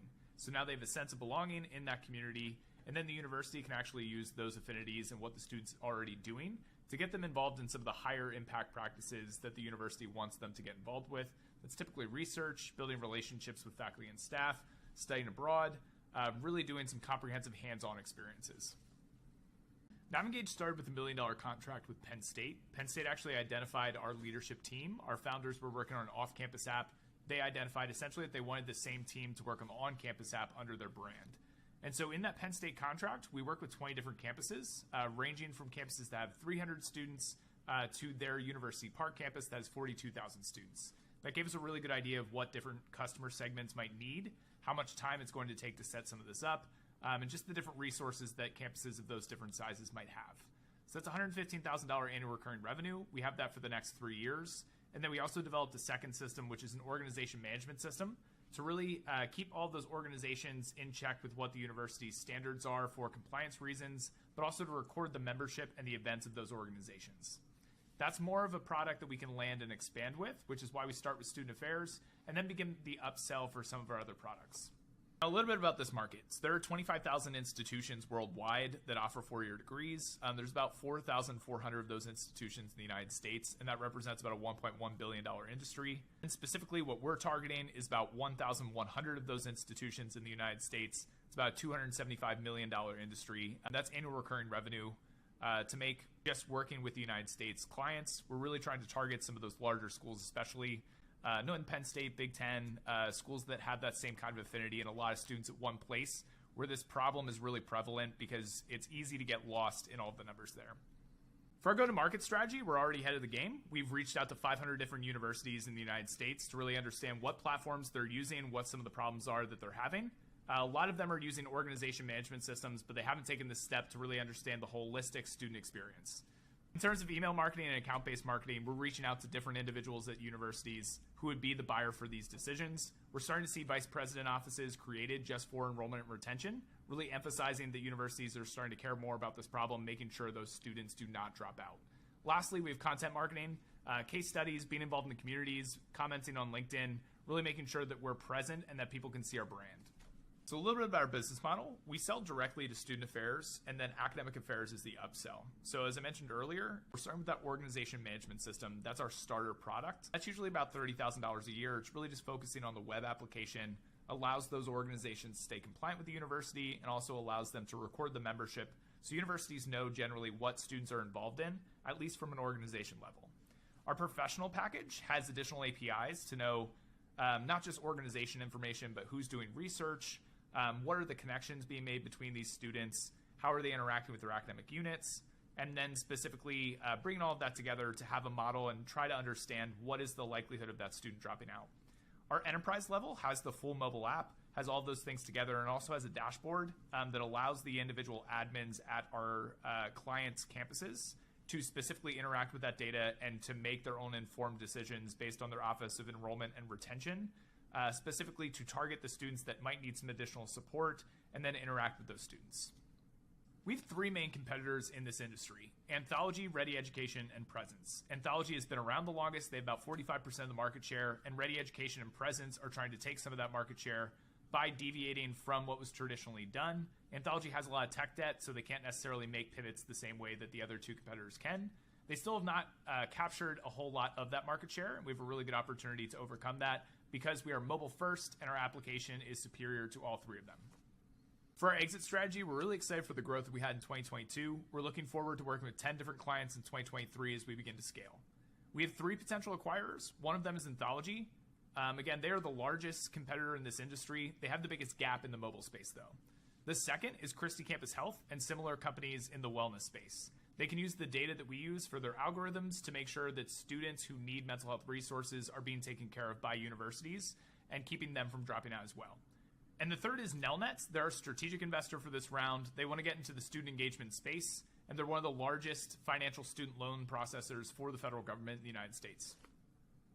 A little bit more about our team. Dan, Colleen, and I have actually worked together on previous startups. We were working on that off-campus app together. We've worked together for the last 5 years. Colleen actually designed our entire application, and she's also our CMO, does everything on LinkedIn, does all of our outreach as well. Dan runs our development team, and we have outstaffed developers in addition to some in-staffed US developers that he manages. And then we have three new hires who started this year. I want to highlight Kendall Mainzer, who has 8 years of experience in higher ed in one of the roles that we'd be working with. She really leads our customer success team and helps us from understanding what the point of view is from the individuals that we're working with. Lastly, I want to highlight our board of advisors. This is the program that we were through last year. We had a board set up of 7 different individuals that helped us to figure out our exit strategy and really to understand what that board structure was like before we had a formal board, which we just started with Nelnet when they completed their investment to kick off the round. The board has many successful entrepreneurs who've exited companies, who've helped with M&A, who have accounting experience, computer science experience. It's been really valuable for us as a young team to work with these industry professionals and veterans who have a lot of experience with these areas. Thank you so much for your time. I'm looking forward to speaking with you. Please feel free to reach out.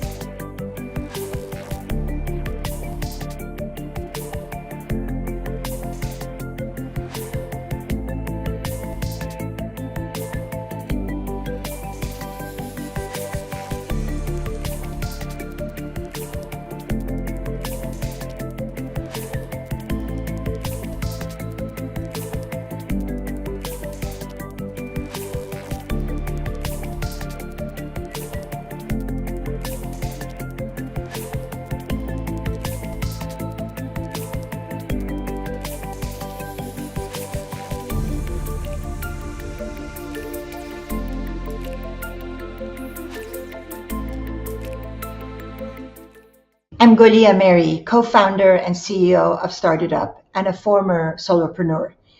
Before I served as the Assistant Secretary for Educational Affairs at the U.S. State Department, I'd started a solo technology consulting business.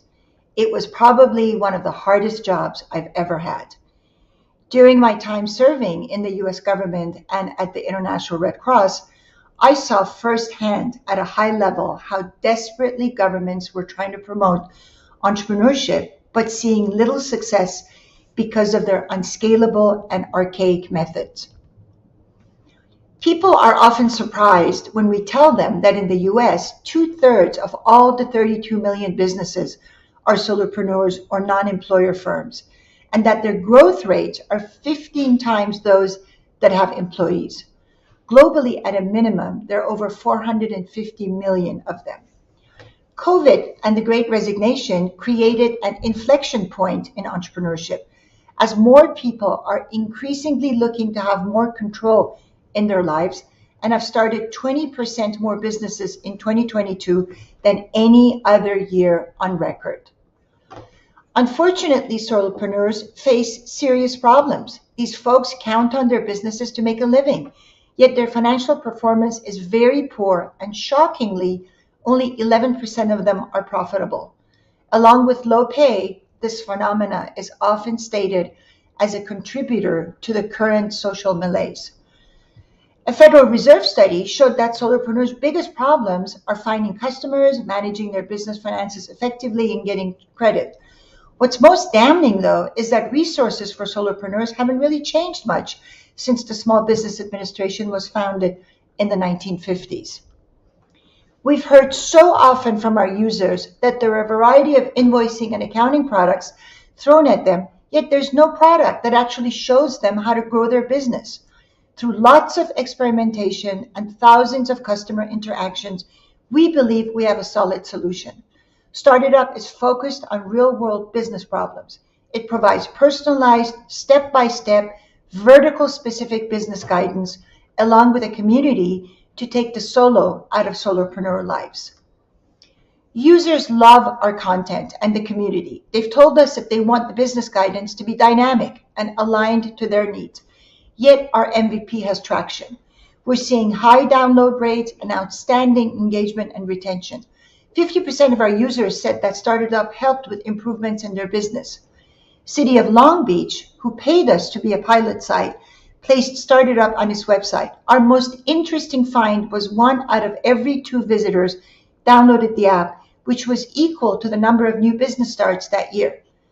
A growing number of channel partners, including Bank of America and California community colleges, have become partners.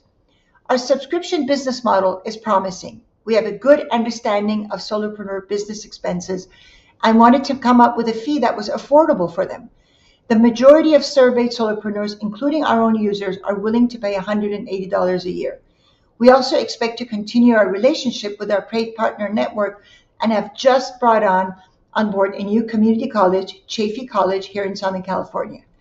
In speaking to companies such as Visa, Costco, and B of A, and in studying business models of companies serving small businesses, there are opportunities in the future for additional revenues from services such as credit cards, loans, affinity fees, and others.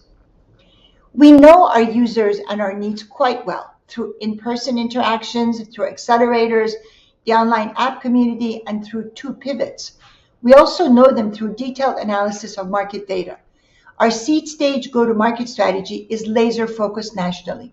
We'll start with the service sector, which is the largest and includes 8 million solopreneurs, and focus on only 2 verticals, the 400,000 fitness instructors and 900,000 janitorial services.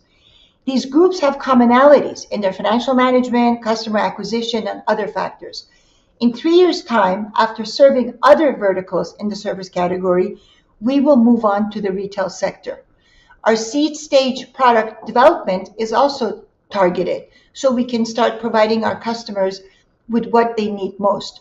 We're expanding our MVP by integrating machine learning into the platform, starting with improving the onboarding component. Our users have told us time and time again that they need their guidance to be personalized to their skill sets, to their stage of business, and to their needs. We know our users love our content, and we have also learned what else they need. We will expand the financial management learning module and increase our community's capabilities. We have Google on this slide as a competitor because that is the main source of business information for solopreneurs. They call it the Google rabbit hole. Our main competitor, however, is Hello Alice. Their focus is on small businesses with employees and not just solopreneurs. They brilliantly positioned themselves as a PPP hub during COVID, and on the strength of those numbers, have raised $20 million in 2 rounds. To respond to the needs of solopreneurs, we've built a stellar team. My co-founder, Brad, other than being just a very nice guy, is an experienced and successful founder and investor in companies like eHarmony and has had several exits. Brooke is an experienced startup founder with deep operational expertise, and we also call her our growth guru. We're always looking for advisors who not only understand but care about solopreneurs and their challenges. Eric Tyson and Seth Levine are exactly those people, well-known experts in small business and published authors. Our revenue projections are based on our own experience and aligned with the results of similar companies. We expect 30,000 paying members in year 3 with revenues of $6 million. Our Series A raise will be 18 months after the close of our seed round with an estimated 120,000 users. Our exit opportunities have a wide range. One of those are banks and credit card companies such as Bank of America or American Express who are very interested to reach the solopreneur market, but their customer acquisition costs are very high. They also have archaic how-to websites to attract small businesses. Started Up will be a strong partner with them in bringing those customers at a much lower cost. I look forward to speaking with you in person and answering your questions. We believe Started Up will not only provide high returns, but it will also be an investment that will have significant impact on people's lives. Before I let you go, I'd like to introduce you to Hugo, one of our typical service solopreneurs, so you can follow his journey to success. Meet Hugo, one of 8 million solopreneurs who run a service business. He has a few regular clients, but isn't profitable yet and isn't really sure how to grow his business. Hugo doesn't have time to spend hours searching for answers. Looking for some guidance, he joined Started Up. He answered a series of questions about his customers, his business roadblocks, his finances, and his goals. Based on his responses, he got a personalized dashboard with curated tools to help him grow his business. Hugo also took the profitability tune-up and learned to fine-tune his invoicing and pricing and improve his cash flow. Hugo checks his personalized feed daily, tracking progress, receiving guidance on his next steps, and developing his business knowledge. And Hugo no longer feels alone. Hugo loves that he can get instant feedback and inspiration from fellow entrepreneurs. As his business evolves and grows, Started Up continues to help Hugo through every stage of his journey. Here is what other Started Up customers have to say about their experience. I'm Ellie Rustling, CEO and co-founder of Micro Era Power. We have raised $600,000 and we're in the midst of our seed round. Going through the Newchip accelerator program, I felt much better empowered and capable of actually vetting the investors that were a good fit for our company. Newchip really presents a whole package.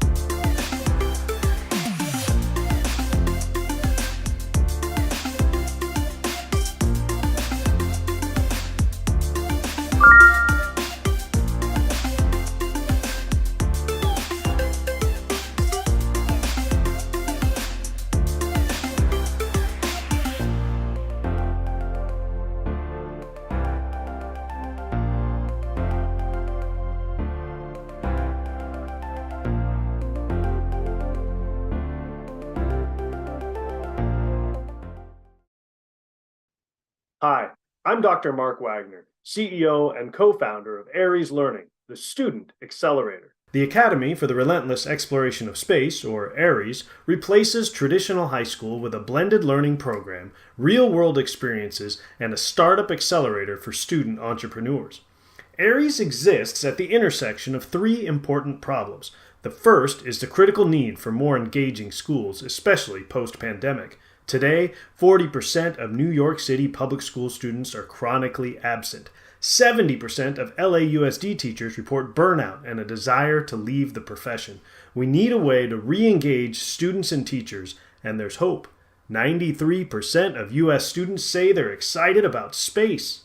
This brings us to the second problem, the increasing need for space workforce development. The space industry is already a $400 billion a year sector and is projected to be over $1 trillion by 2040.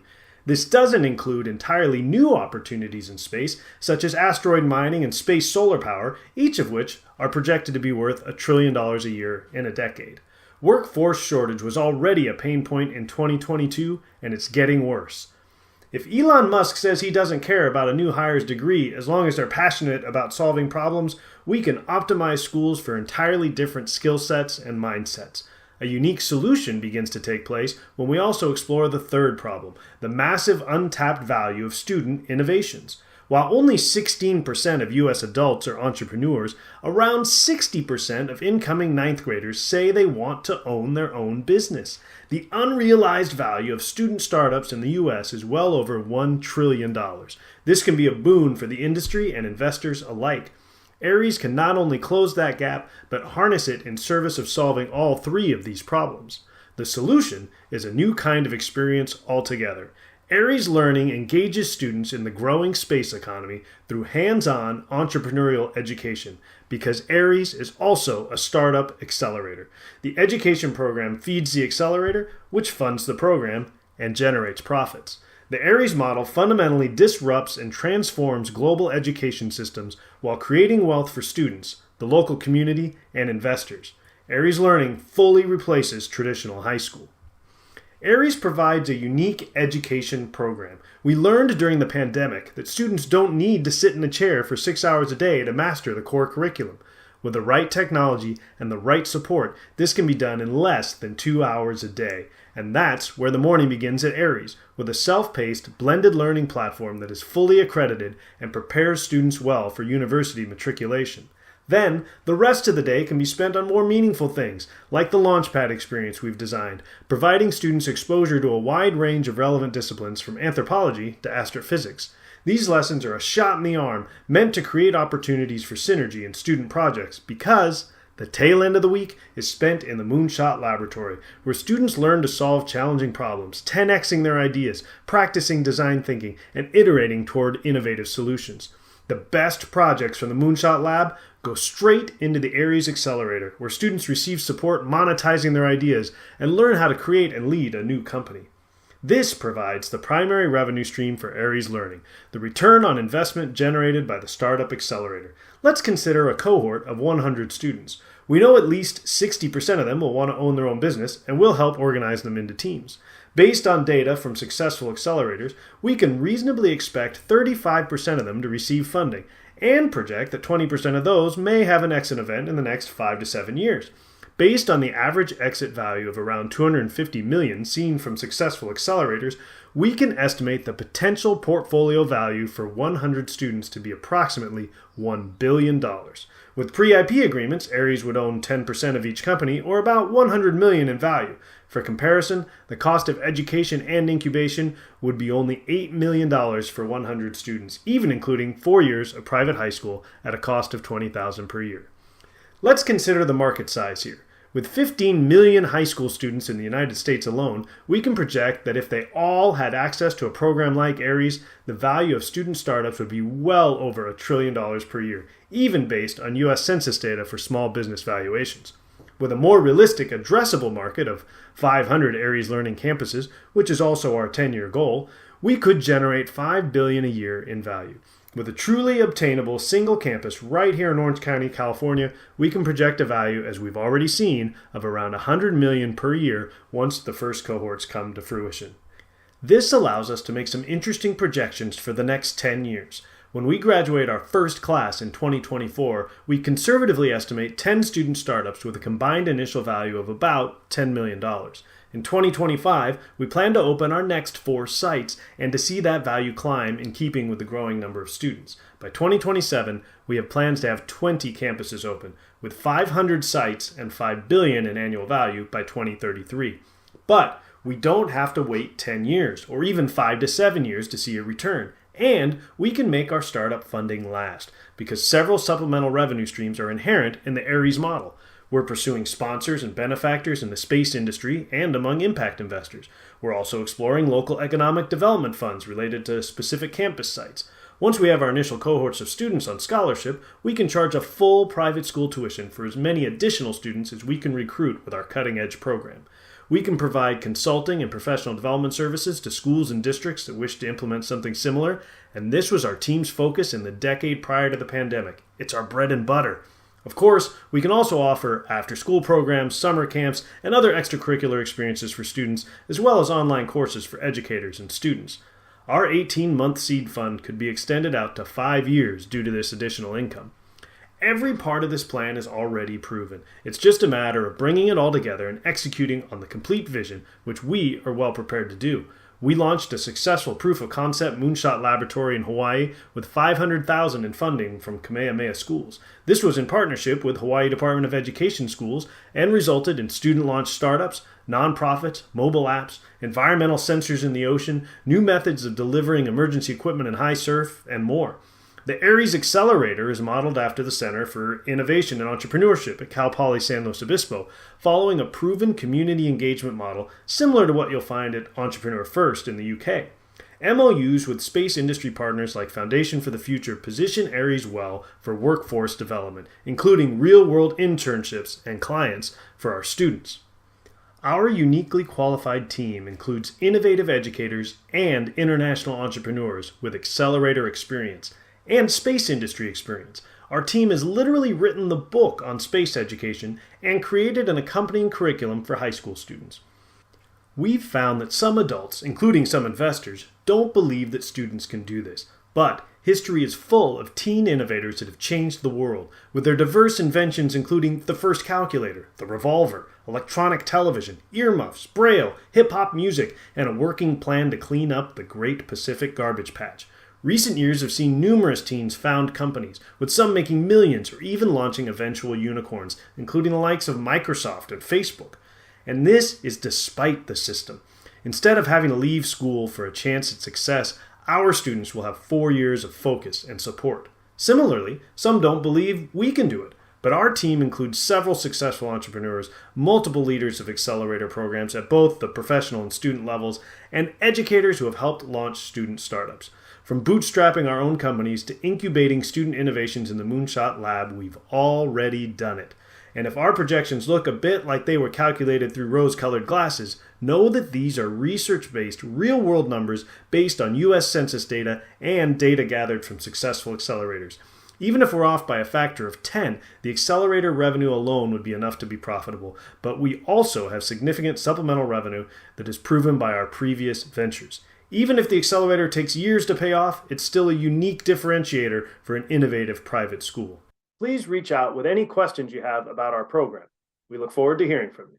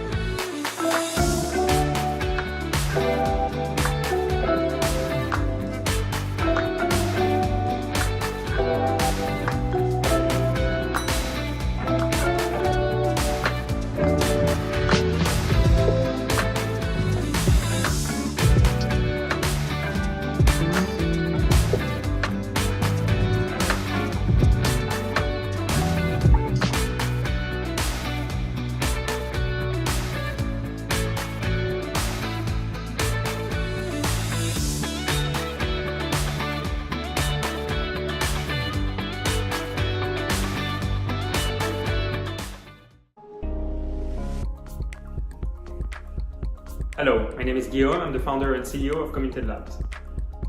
My background is in digital marketing consulting. I used to work at Accenture, leading educational programs for Fortune 500 companies. I started Committed Labs 12 months ago as a design and consultancy agency, helping brands run marketing in the metaverse. So far, we've worked with over 20 brands and generated over $350,000 of revenue. With my co-founder, who's from Argentina, we built an amazing team in Latin America.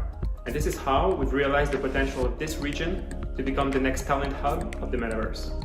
Today, we're looking to raise funds to expand our business model and build a platform that will open opportunities for individuals in this region to shape the internet of tomorrow. Let's dive into the pitch deck so I can tell you more about it. As I mentioned in the introduction, we believe that Latin America has the potential to become a talent hub for all professions related to the metaverse. And this is why we're building Launchera.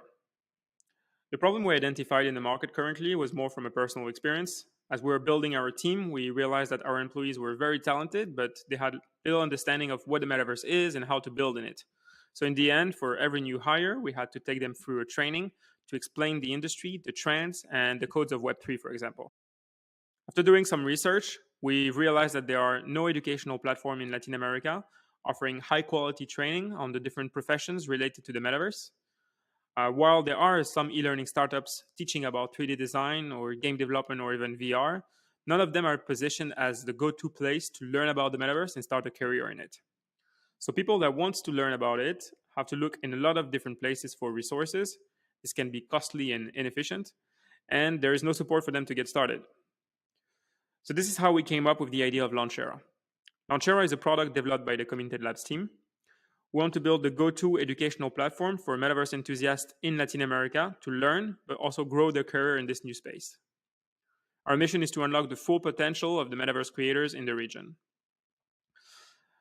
In regards to our product, it will be programs, cohort-based live classes, which is a proven model in Latin America that has been successfully implemented from startups like Coder House or Digital House. But our programs will be addressing specifically the 3 layers of the metaverse, which are Web3, spatial computing, which is the backbone tech of the metaverse, and experience building, which is basically building in a virtual world and other immersive platforms. The student will have the options to choose from a short 8-week course to learn a specific skill, or go with a longer form course of 24 weeks to be fully prepared to start a specific career in the industry. Finally, we would like to launch an incubator program for selected creators to bring our expertise and help them build their own experiences and own IP in those virtual worlds. The learning process of Launchera will be focused on hands-on exercises with ongoing support from mentors, and early on we'll offer opportunities for them to monetize their skill with real work experiences. In regards to our business model, it will be hybrid, and we believe that this is also one of our strengths. When you invest in Committed Labs, you will invest in both our agency and our educational platform, Launchera. This business model will allow us to diversify our revenue streams, mitigating risk in the current economic climate. And our 2 business pillars will also become complementary, as we need talent to grow the agency, and we can create educational content with our agency to grow Launchera. In regards to the traction, while we haven't launched Launchera yet, our agency is already profitable and we're ready to scale it. We're becoming a recognized agency in the space. We've been nominated as a top 100 Metaverse Innovator and won multiple builders competition. We've helped over 20 brands enter the space. We've also launched our own game, which has generated over 3,000 unique players. And we started an educational program for kids, which has generated us $150,000 of revenue last year. In regards to the competition, while there are some other e-learning platforms out there, none of them are metaverse focused and they don't address all the fundamental layers of the metaverse. So we want to build our programs always keeping in mind where the industry is going, following the trends, the codes, and the culture of this new industry. Our programs are built by metaverse experts and for the future metaverse experts. Regarding the market opportunity, it goes without saying that the metaverse will be huge. McKinsey claims the industry will be worth over $5 trillion by 2030. But beyond those big numbers, it's now clear that the metaverse is the next big thing. And it will create many new jobs and opportunities for creators, but also businesses in the near future. And actually, it's predicted that Latin America will be one of the highest adopters of the technology. A study said that the metaverse economy there is expected to represent 5% of the region's GDP by 2031. So we're confident that there is and there will be continued demand for talent in the region. In regards to our go-to-market strategy, with our acquisition strategy, we want to be aggressive. We want to quickly become top-of-mind platform for people looking to learn and start a career in this new space. This will come with a lot of free educational content, but also PR and performance marketing campaigns to be visible on search engines and social media. In regards to our team, I'm the CEO of the company. I've worked for Accenture and Publicis for 6 years. I've led upskilling programs for over 200 marketing executives at LVMH, BMW, and Burger King. Ignacio is an entrepreneur at heart. He built an agency in Argentina in the 2000s and scaled it to over 100 people. He sold an e-commerce business within 2 years for 8 figures. And Magdalena is our creative mind. She's a prominent figure in the Web3 space. Thank you for listening, and we look forward to hearing from you.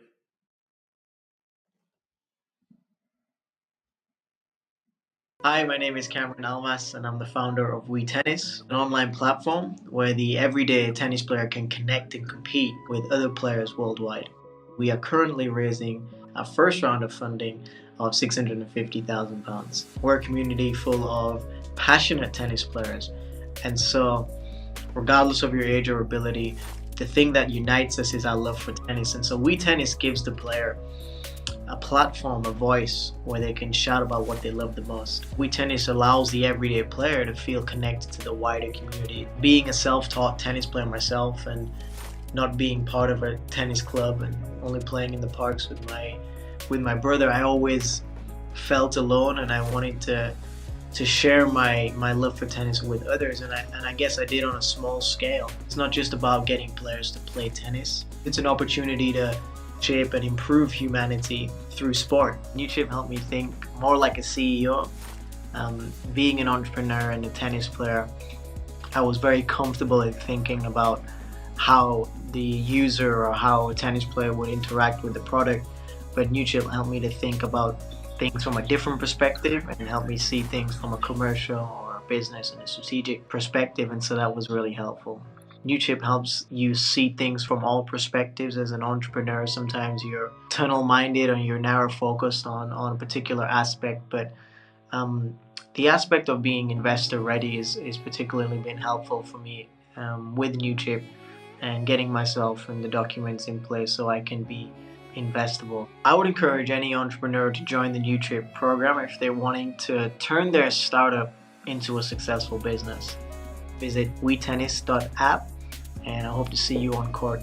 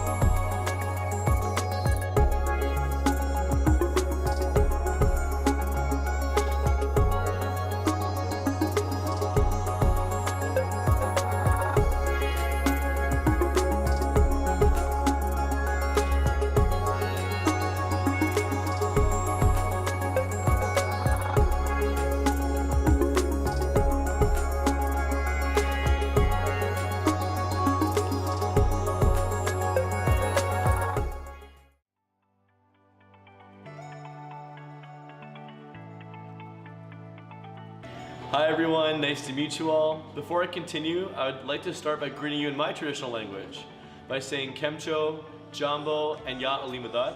My name is Omar Karim and I'm the founder and president of the Global Emerging Leadership Programs. And today I would like to acknowledge that I'm coming to you today from the traditional territory of the Snuneymuxw First Nations, on whose land we are so honored and privileged to live, laugh, learn, volunteer, research, and play. We are a social enterprise aimed at developing leadership programs for students and young professionals through skill development, education abroad opportunities, leadership conferences, mentorship, and guidance programs. Our vision is to bridge the gap between relevant skills and new careers. There continues to be a significant gap between the leadership and soft skills taught in academia and those required in the workforce. 4 out of 5 employees do not have the leadership skills needed for their current roles, making employers focus more on reskilling and upskilling their employees, leading to reduced productivity, increased costs, and slowed innovation. This problem is magnified in countries like India, where only 5% of the workforce is recognized as formally skilled. At Gelt, we see the importance of building real and authentic relationships. As a result, we have created products that provide an opportunity to establish and build international partnerships, support student retention and recruitment, and build experiential learning opportunities for skill development. We launched the Global Virtual Summit, which is an online leadership conference that allows delegates to engage with leaders around the globe in an interactive, experiential learning online environment. The Global Marketplace, which is an in-person leadership conference, provides an opportunity to help delegates understand the dimensions of leadership through an experiential learning and skill-based lens. We have also created customized and skill development programs, including an international competition and an international in-person paid leadership program based upon our diverse targeted customer base. Our go-to-market strategy. Gelt enters a new market by hosting an open access global virtual leadership conference and offers reserved seating to educational institutions to establish new relationships globally. We continue to build educational partnerships by visiting the country and conducting the global marketplace in person, which are leadership conferences at partnering institutions. We then are able to build our email database with all attendees and then to administer digital badges for students to showcase their participation on LinkedIn, which helps broaden our reach. We then sign MOUs with partnering institutions and introduce new programs such as the Citizenship Leaders Program and the International Competition based on our exclusive partnership. We market these products using digital, social, and print media and now have access to a ready customer pool based on MOU signed with partnering institutions and a comprehensive international database based on virtual and in-person attendees. Gelt has a diversified revenue generation strategy with our product offerings. We raise sponsorships from North American organizations based on the level of student attendance for our international conferences. We generate revenue from the international competition with a nominal application fee and through a high number of student registrations based on our international outreach. Finally, we create customized leadership programs for our partner schools who select cohorts of students based on a particular demographic of area of study for our education abroad programs, and this is all based on our existing partnerships. So as you can see, we are able to scale our programs in terms of revenue based on increasing the number of partners in a particular market and eventually expanding to other markets in other countries. Gelt is targeting a total addressable market of over $30 billion. Based on our research, we have an opportunity to raise funds for international conferences from corporates, educational institutions, and government agencies. In Canada alone, we have an opportunity of generating over $50 million a year with sponsorships.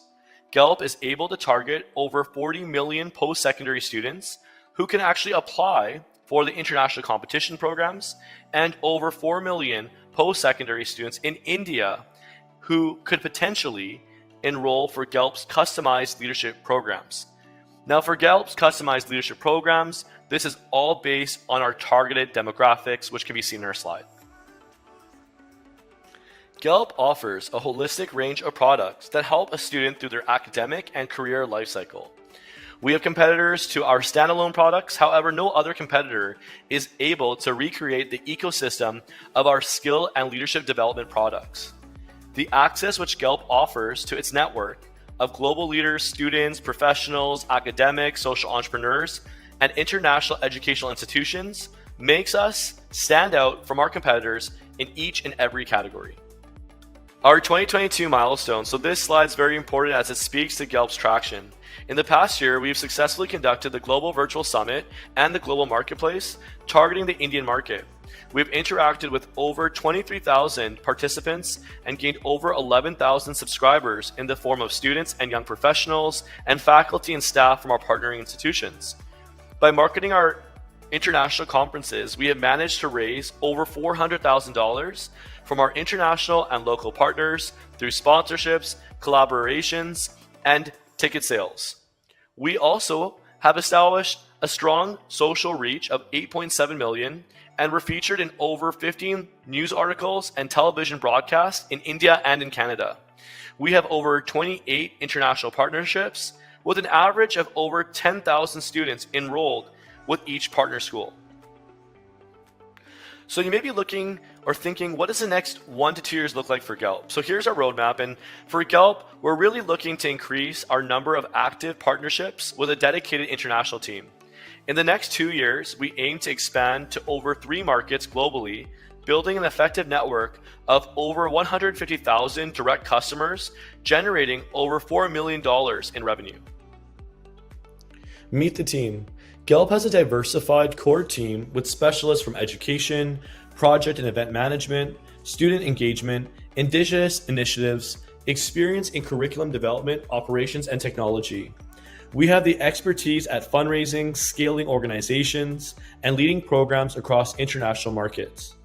Gelb has a high level of relationship equity with over 20 experienced special advisors, including indigenous knowledge keepers, academics, professionals, and social entrepreneurs who all hold decision-making power within their organizations and believe in Gelb's vision.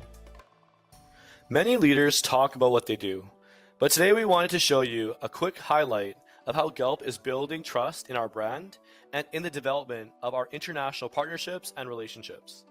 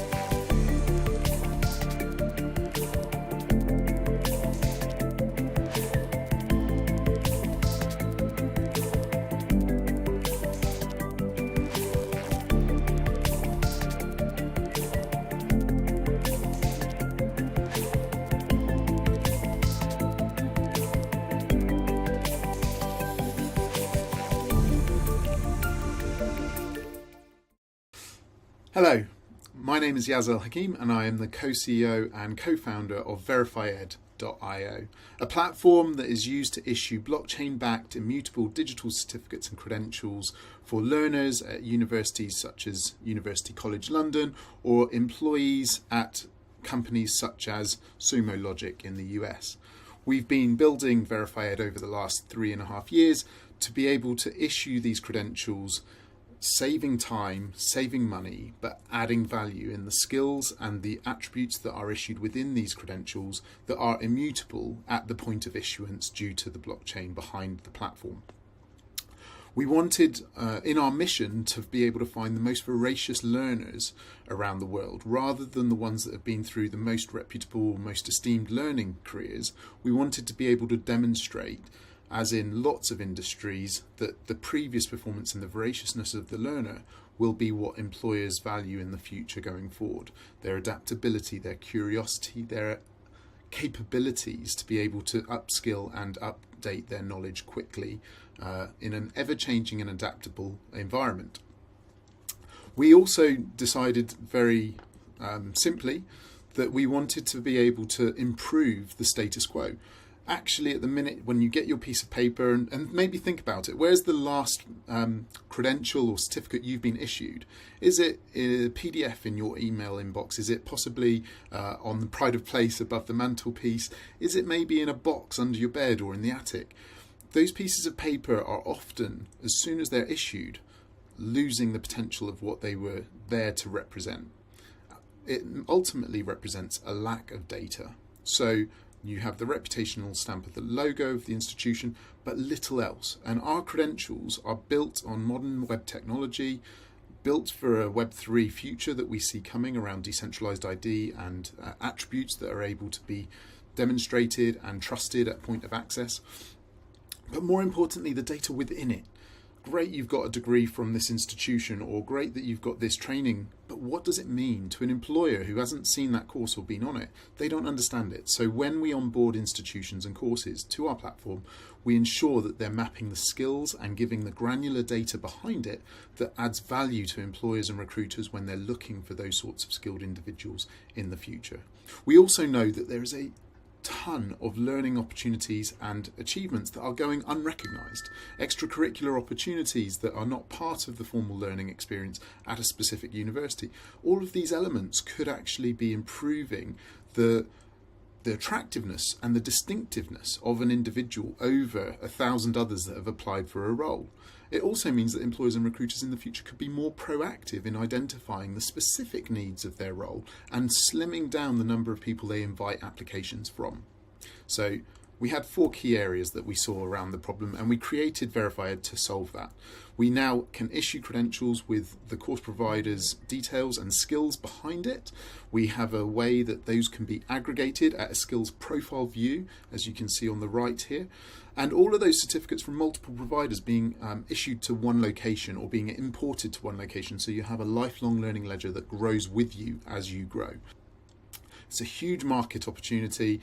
I mean, just in the micro and alternative credentials alone, 7.4 billion. That's without the talent friction and the recruiting friction and employer frictions that exist beyond the issuance of the credentials themselves. We see that market itself doubling over the next 3 to 5 years at a 26% CAGR. And we also know that we're building in a space that has historically had some traction already in the form of badges and those sorts of things. But ultimately, we've come into the space going, actually, there's still a huge amount of the market. I mean, looking at the revenues of the competitors, they're all still fairly small, even though they've been going for a long time. We are accelerating into this market already with our platform, but ultimately the paper and PDF market around the world is a huge opportunity for us to run into and gain market share in. We knew we'd have to be competitive and actually create something that was going to be distinctive and defensible against other competitors, and we've done that largely through thinking about 3 core areas. One, that we use a scalable and sustainable blockchain that is carbon neutral in terms of how we are able to go into markets feeling that we're being a responsible provider, and one that can keep costs low because of the platform and the blockchain that we're building on. We knew if we created something user-centric that allowed the user to pull together their learning and to curate their learning for specific audiences for certain jobs, that we could actually encourage them to be able to pull in other credentials from different places but love our user experience. And finally, that we wanted to be about the ability to add value. So the surfacing of skills so that individuals, when they're searching around credentials, are not just getting credentials, they're getting the skills behind them. Luckily, we've actually been working with some phenomenal partners that have accelerated in the platform in the last few months. We're currently doing around 42,000 annual recurring revenue, and we've got some phenomenal metrics there that you can see, largely the large number of institutions signing up in the last 12 months. In fact, the number of credentials we've issued in the first 2 months of 23 have actually been higher than the last 5 months of 22. So we're really starting to see some exciting growth, both in the credential issuance and the number of institutions working with us. The most excitingly, UCL signing just before Christmas to partner with us, and Sumo Logic. And this is our journey so far, and I've just mentioned about Sumo Logic at the end of it, but it started in 2019 when the Law Society said they would really love us to build the platform that we envisioned for them to improve their issuance flows and to make their experience much better for their members. So they're a professional training body. The World Bank then wanted to work with us in Africa, across Ghana and Kenya, to see if we could improve the computer science skills of graduates from those universities, and then worked with the German International Department for Development to try and get some of those students employed. We also then signed our first UK university in Middlesex in 21, having closed our pre-seed round at that point. And then got our first national opportunity and our first grant in 22, which allowed us to start looking at macro levels of skills, not just institutional. We have a simple business model where universities, professional bodies, training providers pay per credential issued. That's the current model that's in place, but actually course providers being able to say these courses would be of value to these learners, or we think that these courses would be of value to these learners, and learners from the opposite side of the coin being able to say, I'd like to do this career, which courses and skills do I need to develop that are most likely to see me achieve my targets, are additional revenue streams that we can see happening very easily in the future, as well as employers coming directly to find specific skills. We've chosen to split our go-to-market into two rough areas. One around very quick self-service, small boot camps providers, training providers, etc., that want to get started quickly, have first aid training they deliver and want to issue credentials. They're smaller average contract value, but actually they're much cheaper to acquire from the very early stage marketing that we've done. One of the main reasons we're raising is to be able to go faster with more funding in that area. But the strategic partners take longer to land, but ultimately will be larger values, contract values over time. And we're looking to achieve financial forecast of 33 million in revenue by 2027 that allows us to then continue accelerating and compounding beyond that point, with profitability happening in the next 25 months. We're also a small team, but a phenomenal team that Abby and I have built. This is our third team that we've built together, and we're very proud of the 27 years across EdTech that we've got amongst us. Abby's largely been in startups in San Francisco and London, and myself senior level higher education in the UK and consulting internationally. And also our advisors show the caliber and level at which we're working with. And thank you so much for spending this time listening to our company's journey and successes to date. We hope to speak to you soon. My contact details are on the screen. Please feel free to contact me directly. My name is Frank Cohen. I'm the CEO and founder at CleverMo. We're a company that helps Shopify merchants with paid advertising. Newchip is a wise investment because it will save you time that you'd otherwise be using to hunt down those investors. Instead, you'll be able to spend the time, that same amount of time, building your at most great product in the world and showing the world what it's all about.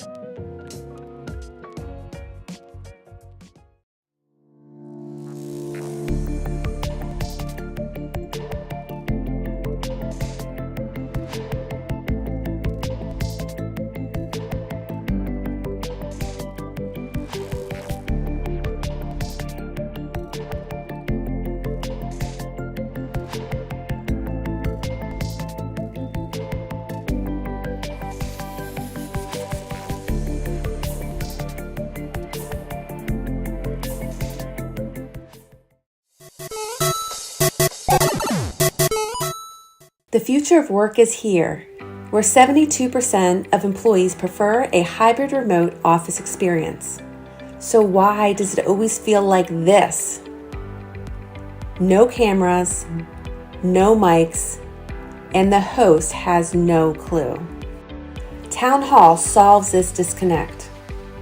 Through 15 years of research, 40 scientific publications, and $7 million in funding, I found the secret to engaging large groups in remote settings.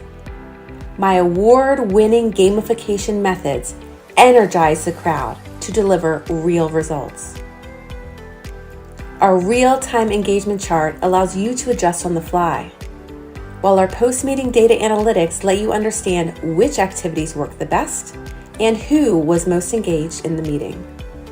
Whether your audience is in Zoom, WebEx, the metaverse, or on the go, with Town Hall, no camera, no mic, no problem. As a two-time founder with over 20 years of new product development and commercialization expertise, this is the best investment opportunity I've run across. Thus, we've exited our previous business and reinvested $250,000 of our own capital into Town Hall. Timing is ideal, and I've personally witnessed these gamification techniques deliver statistically significant results over the past 10 years.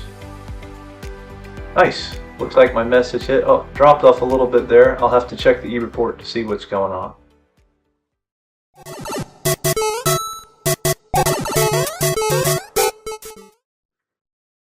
I'm Pete Nadolny, CEO and co-founder of Town Hall.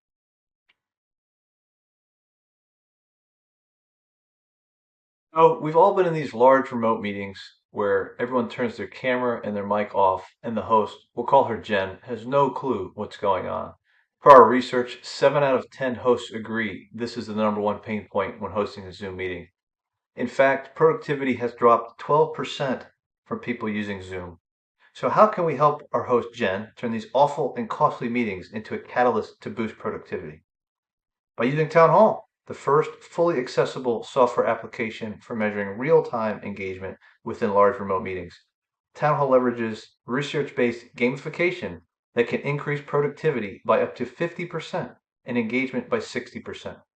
With Town Hall, no camera, no mic, no problem. So how does it work? Jen sold, what does she do next? She opens up her platform of choice, let's say Zoom, then integrates her Town Hall account. Town Hall then shows up embedded on the right side of the screen as a Zoom app. She then creates an agenda or loads a previous one, then starts the live e-pulse, which measures the audience engagement in real time.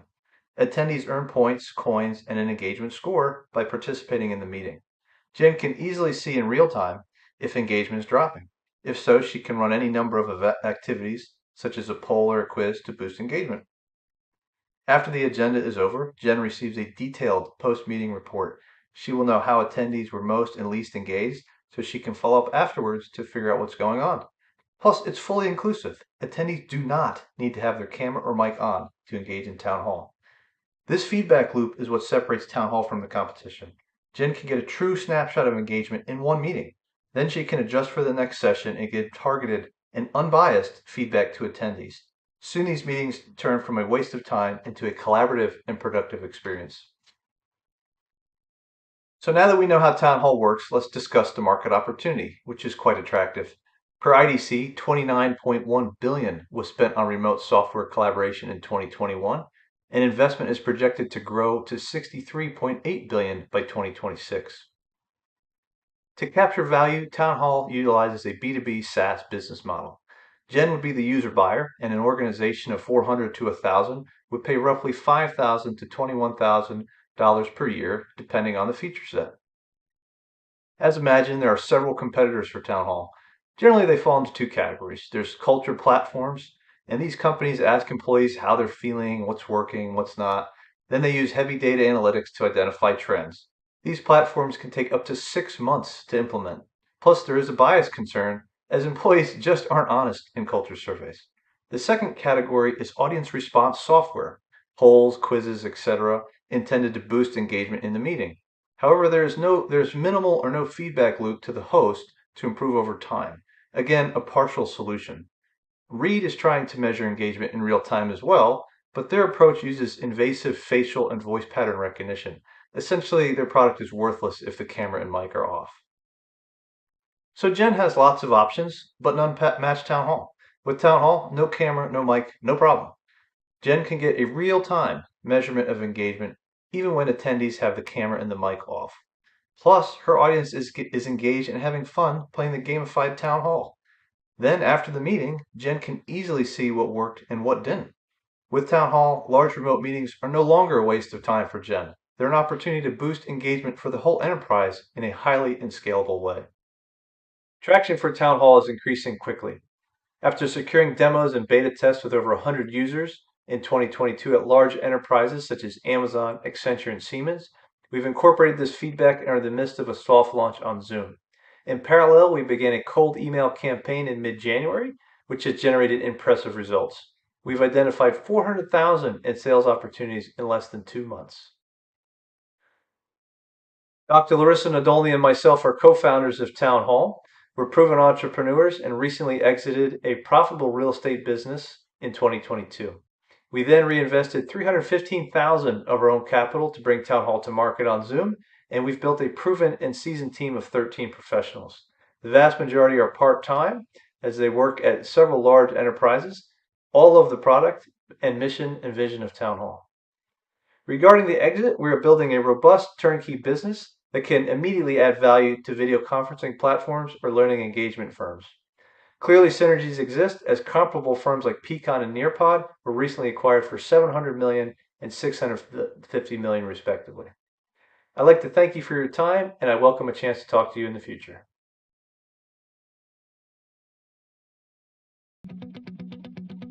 Hi, my name is Jason Young, and I'm the CEO of WebTalk.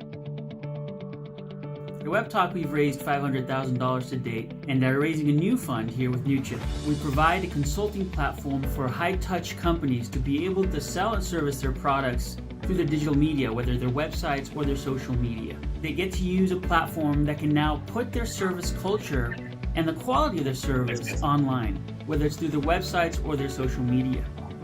We're a company like no other, allowing them now to extend their brand to websites and to other digital properties. Newchip helped us by allowing us to look at the company from all these different perspectives and come out with a better view of where we were today and where we want to go in the future.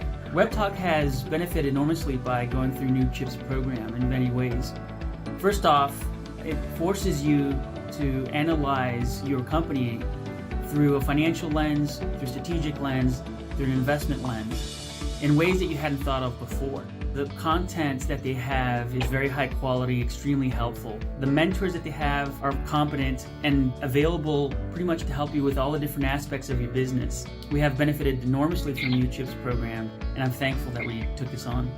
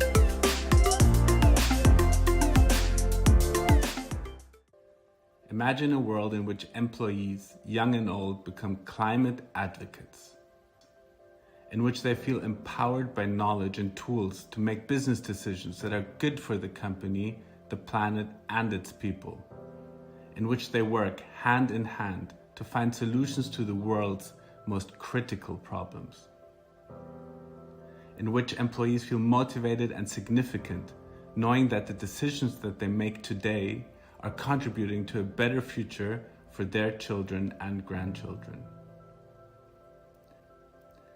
Imagine a world in which companies enjoy great brand reputation and prosper through climate-friendly innovations, in which they have access to a large pool of talents who choose their employers based on values and the positive contributions to the world. Imagine a startup accelerating climate action through employee climate engagement, in which millions of employees are engaged and empowered through an innovative and gamified solution that educates, creates awareness, builds climate-conscious mindsets, and develops a climate-friendly corporate culture.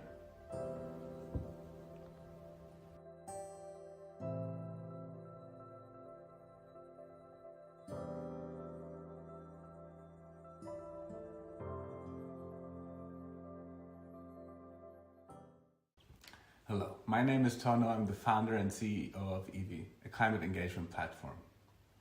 Before starting EV, I was working as a consultant, helping large blue chip companies build their sustainability strategy.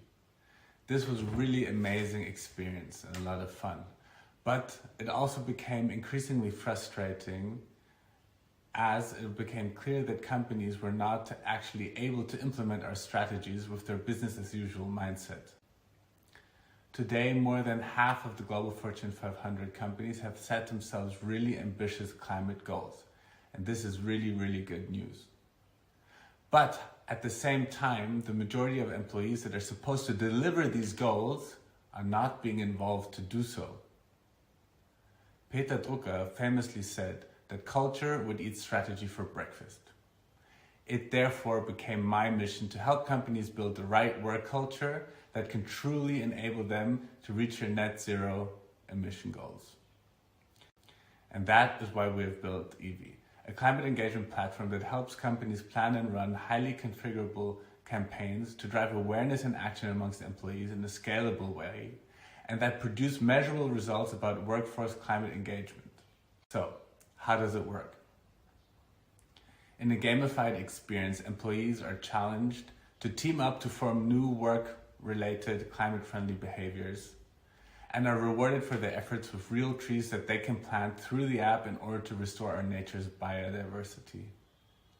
As a result, companies can not only involve all employees in a scalable way into climate action, but can use these campaigns to address very specific decarbonization targets in a measurable way that are aligned with their net zero strategy. Let me give you one specific example. One of our customers, a large Dutch bank, had done some tremendous work to improve their waste management facilities in their offices in order to reduce their Scope 3 emissions. The problem was that while the company did everything centrally what they could in order to create that facility for waste management, employees were not properly included into the strategy, and as a result, their decarbonization goals were not met. We therefore helped them start the Zero Waste campaign to engage and reward all employees to understand the impact of their day-to-day work behavior and how that related to waste, and to help them individually make use of these new waste management setups through new climate-friendlier behaviors. With an exponentially growing amount of company commitments to net zero and pushing on regulation front, we can clearly predict a growing market in which every job will need to be climate friendly in order to reach these goals. In our case specifically, we're looking at a 100 million serviceable obtainable market, which results from 2.5 million employees currently in our pipeline. We have proved more traction with such leasing enterprise companies and are constantly improving our sales process in order to quickly convert enterprise customers from proof of concepts to global rollouts. Our approach in particular is to get the quick foot into the door with a manageable proof of concept, especially in order to reduce the initial sales cycle time and to be able to demonstrate the value of our platform to these companies. In order to reach this exciting serviceable obtainable market, we do that by selling companies yearly license fees that they buy in bulk for the required amount of employees that they need. We're currently looking at a 1.2 million euros in sales bookings and an active sales pipeline of over 60 inbound enterprise customers that came looking for us because they need to engage their employees. Over the last year, we've learned a lot together with our customers on how to best involve employees and how to create the mindset where the consequences of their day-to-day work decisions on the environment are becoming ever more present. This mindset is crucial in order to drive the successful implementation of companies' net zero strategies. What we've been able to validate, which is especially exciting, is that our customers want and can build their own climate campaigns, which in turn enable us to leverage the network effects that make our platform ever more attractive. The more customers can benefit from proven campaigns built by other companies. This approach also allows us to make virtually any job more climate friendly, as we empower the experts to use EV to engage and reward their colleagues for applying very specific climate friendly practices at work. Our competitors approach climate campaigns as an additional service for their customers and therefore position themselves as a significant bottleneck compared to EV's platform approach. Lenny, my co-founder, and myself quickly realized that if we want to seriously pursue enterprise customers, that we will have to bring on some serious leadership early on. And thanks to our value proposition to help enterprise companies change their ways from within to accelerate an implementation of their net zero strategies, we were able to win over very skilled colleagues that bring a wealth of experience when tackling enterprise marketing and sales. Our vision is to make all work cultures climate friendly because we need to make sure that companies can actually hit their net zero goals in time. Thank you so much for your attention, and I hope to hear from all of you. Hello, I'm Dr. Paul Hermanot, the originator of the AAV-based gene therapy technology. We are looking for a raise of $1 to $50 million to initiate our work on getting our technology to the clinic. We're treating inflammatory disease, which in fact is a bigger market, and more people die from inflammatory diseases than cancer. So everybody's going after cancer. We're going after inflammatory diseases initially because there's less competition. Once you get past the FDA, the revenue is vastly larger than most other companies. From the discussions with other founders during the mastermind sessions, I learned how different medical gene therapy companies are from other types of companies. I had less fear of the business world thanks to the Newchip curriculum. You can spend more time working on the essential things and not being worried about what do I do next? Simply put, if you don't have an MBA, this is the fastest way to get that knowledge.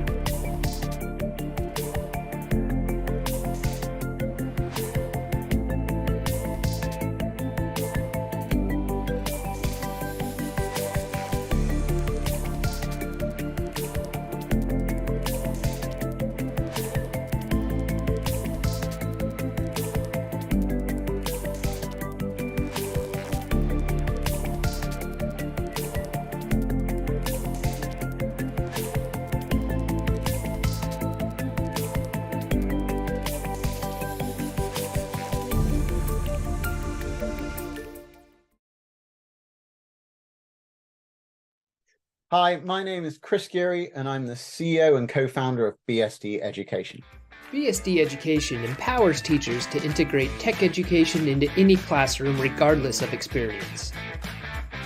Kids have big ideas. BSD Education helps bring them to life while developing real-world digital skills they can use in school and future careers. Although not everyone will be a programmer, everyone will need digital skills. BSD provides an opportunity to build a greater understanding of the digital tools all around us. Integrating BSD into your classroom is easier than you think, and it's a great way to engage your students in a new way. It really hits a home run, in our opinion. So it was so many different skills that I saw combined into one platform. I said, oh, we have to do this. So when we started BSD Education, we started it out of a recognition of just how critical digital skills are to the future of young people today, and how inextricable they are from them having successful futures. And I don't think anyone listening to this demo now is going to disagree with me. But you know what? Don't take it just from me. Let's hear from the voices of some of our students.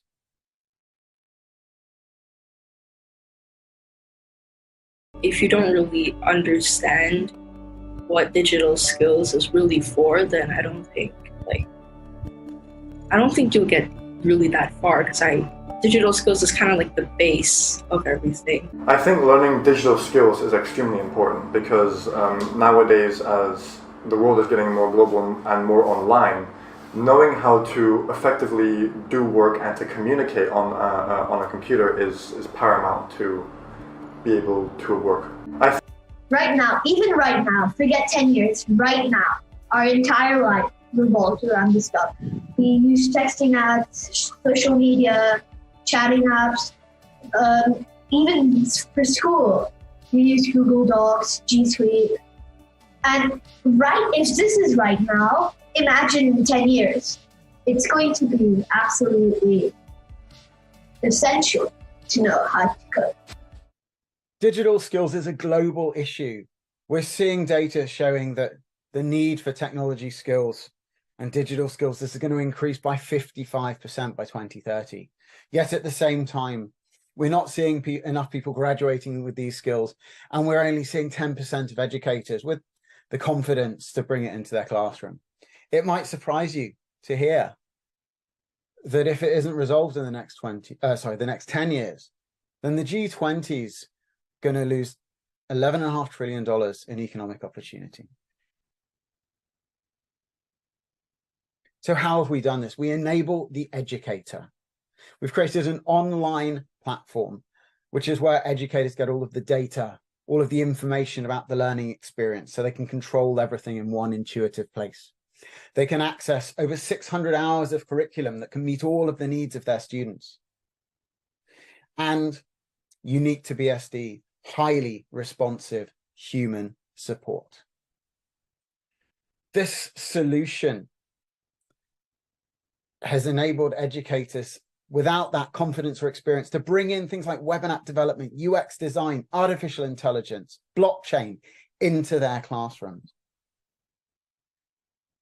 And you can see a little bit here of what this looks like. You've got your classroom and learning management, the ability to just filter through and find the content you want really easily, live real-time data about student learning and progress, and that critical support when you need it, just never more than a click away.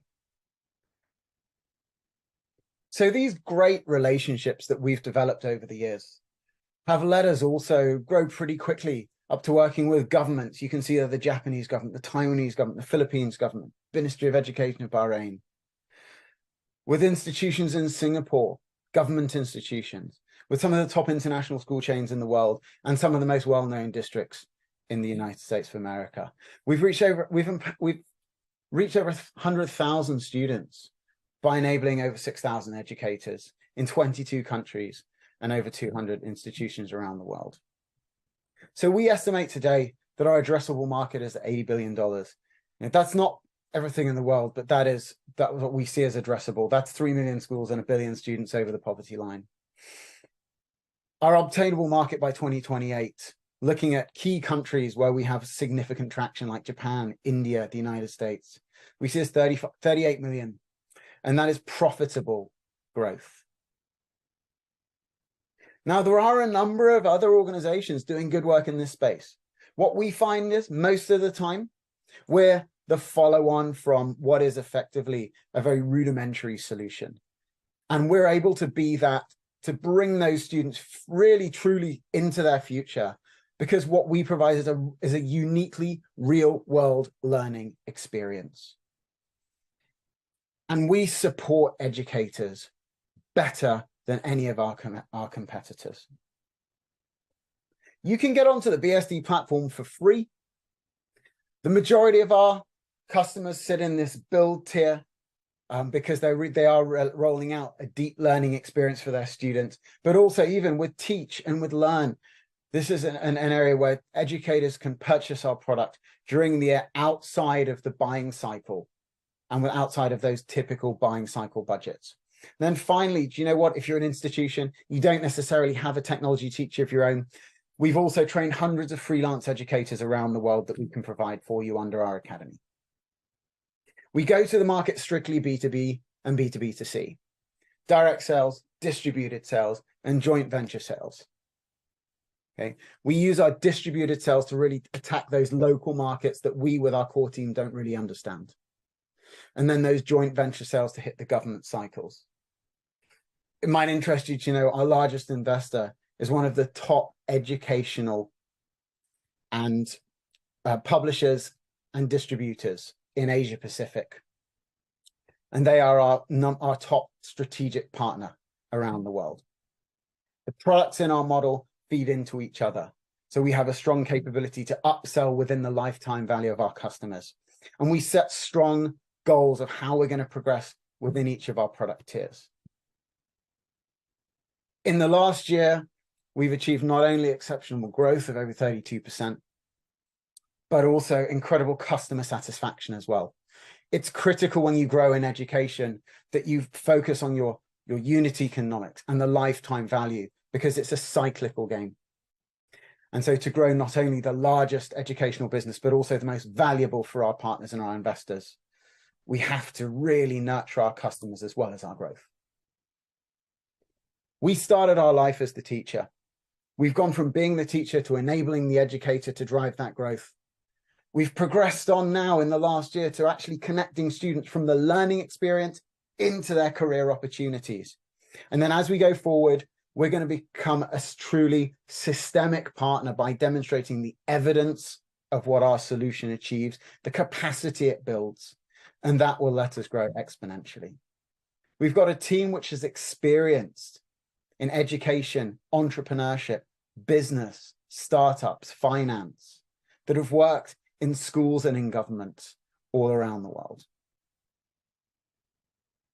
Thank you very much for listening to me today.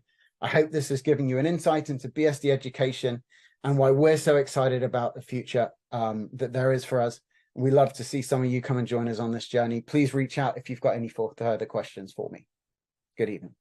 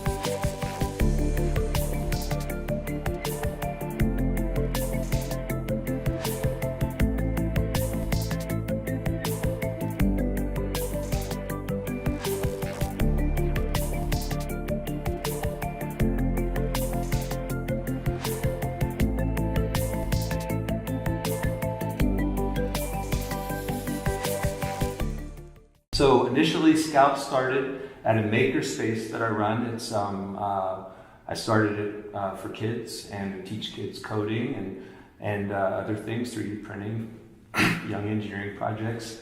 And one of the projects that I started to think about was search for kids, and that's kind of how it got started, trying to make a better search engine for kids. But then we sort of continued on from there, and I have a background in search. I used to work for Google.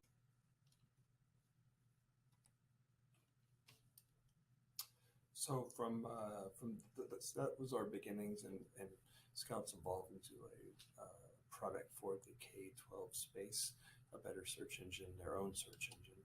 And the problem that we're looking to solve is that schools are using a search engine that's simply not designed for kids. It's not designed with online safety in mind. It's not designed for the classroom.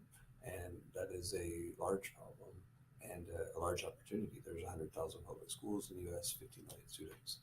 And so what we've done as a solution is develop a search engine that is designed exactly for kids, exactly for education, safety in the classroom, and also establishing a different business model and a different relationship between the schools and the vendor, in our case, ourselves. Here's a screenshot of the product. I'll do a software demo at the end with more detail. And business model is a licensing model, B2B licensing model. And again, a little bit about the market: 5 million students in our market, 50 million in the US. And some details about the market here. And where we're at is we're pre-revenue. We have about 10 plus pilot agreements in the pipeline. We're seed funded, have about 135,000 raised. And we're, of course, in the Newchip accelerator. And also we have some good new strategic partnerships in the pipeline as well. A little bit about our team, myself, of course, background in search, former Googler. Also have been a leader in the STEM arena. Graham Weston was our seed investor, who was the former CEO of Rackspace. We have an educational advisor on board and various contractors who are converting to equity. And we're also looking for a co-founder.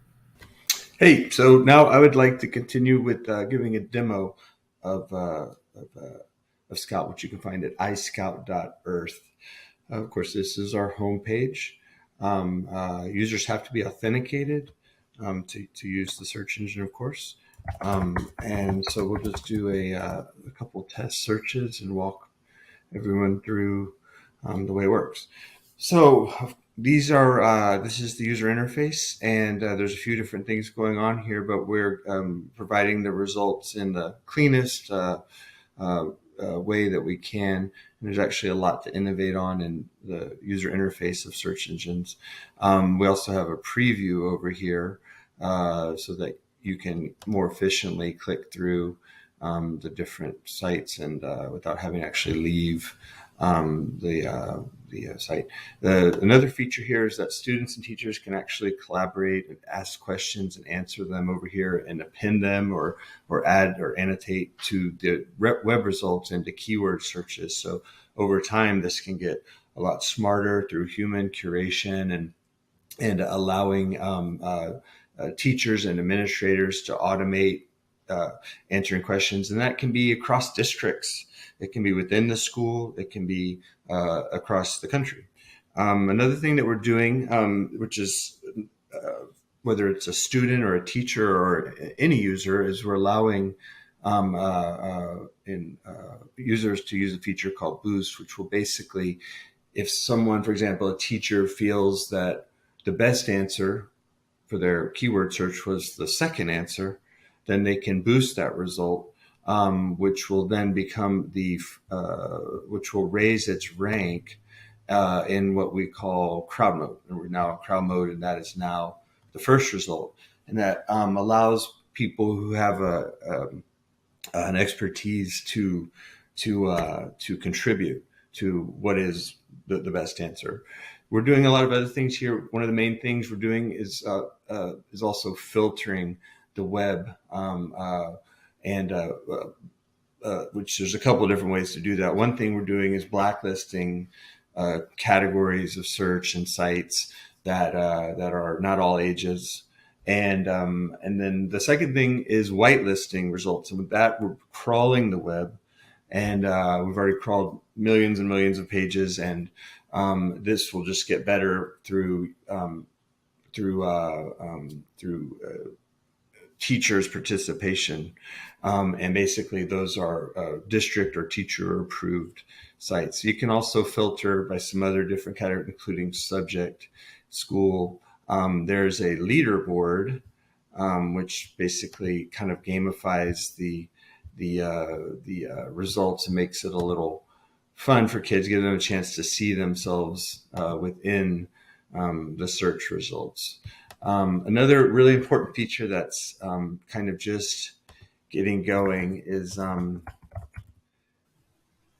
here we're going to do a quick demonstration of the AI element of the educational version of Scout. There is a lot of possibilities with AI and education. Some of the main that come to mind first are step-by-step instructions for the harder maths and sciences.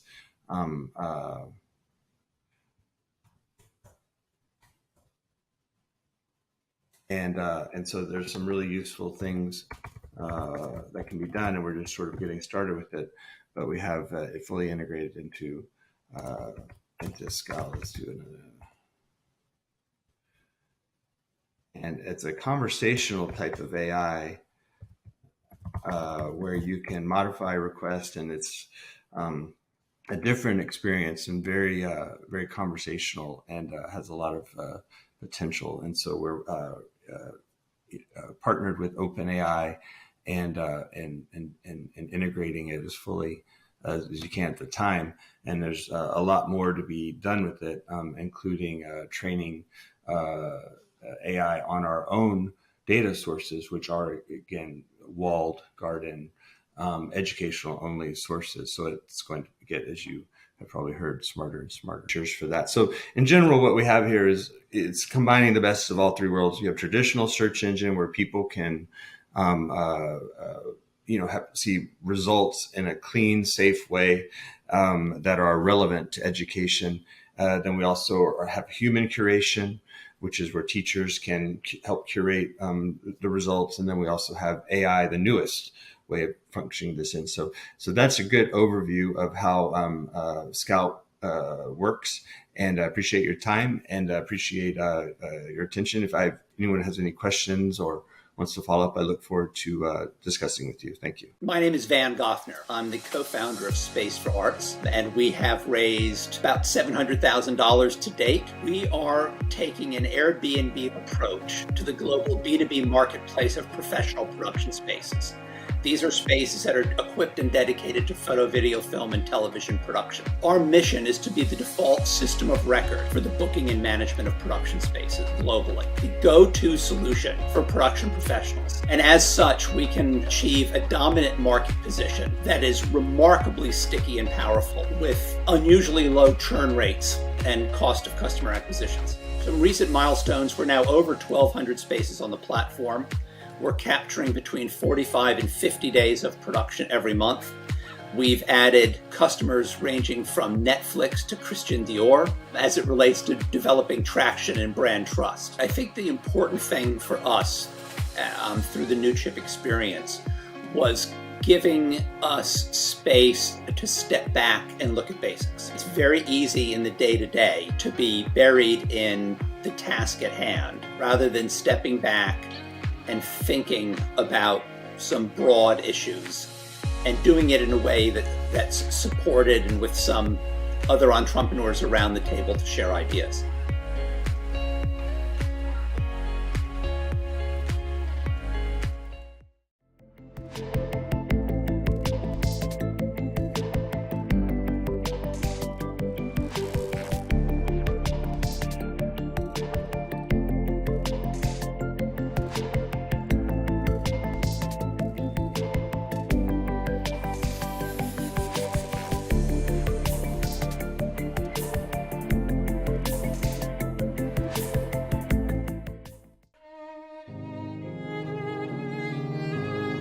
Hi, we're Joseph and Boyan, the two CEOs of eNote.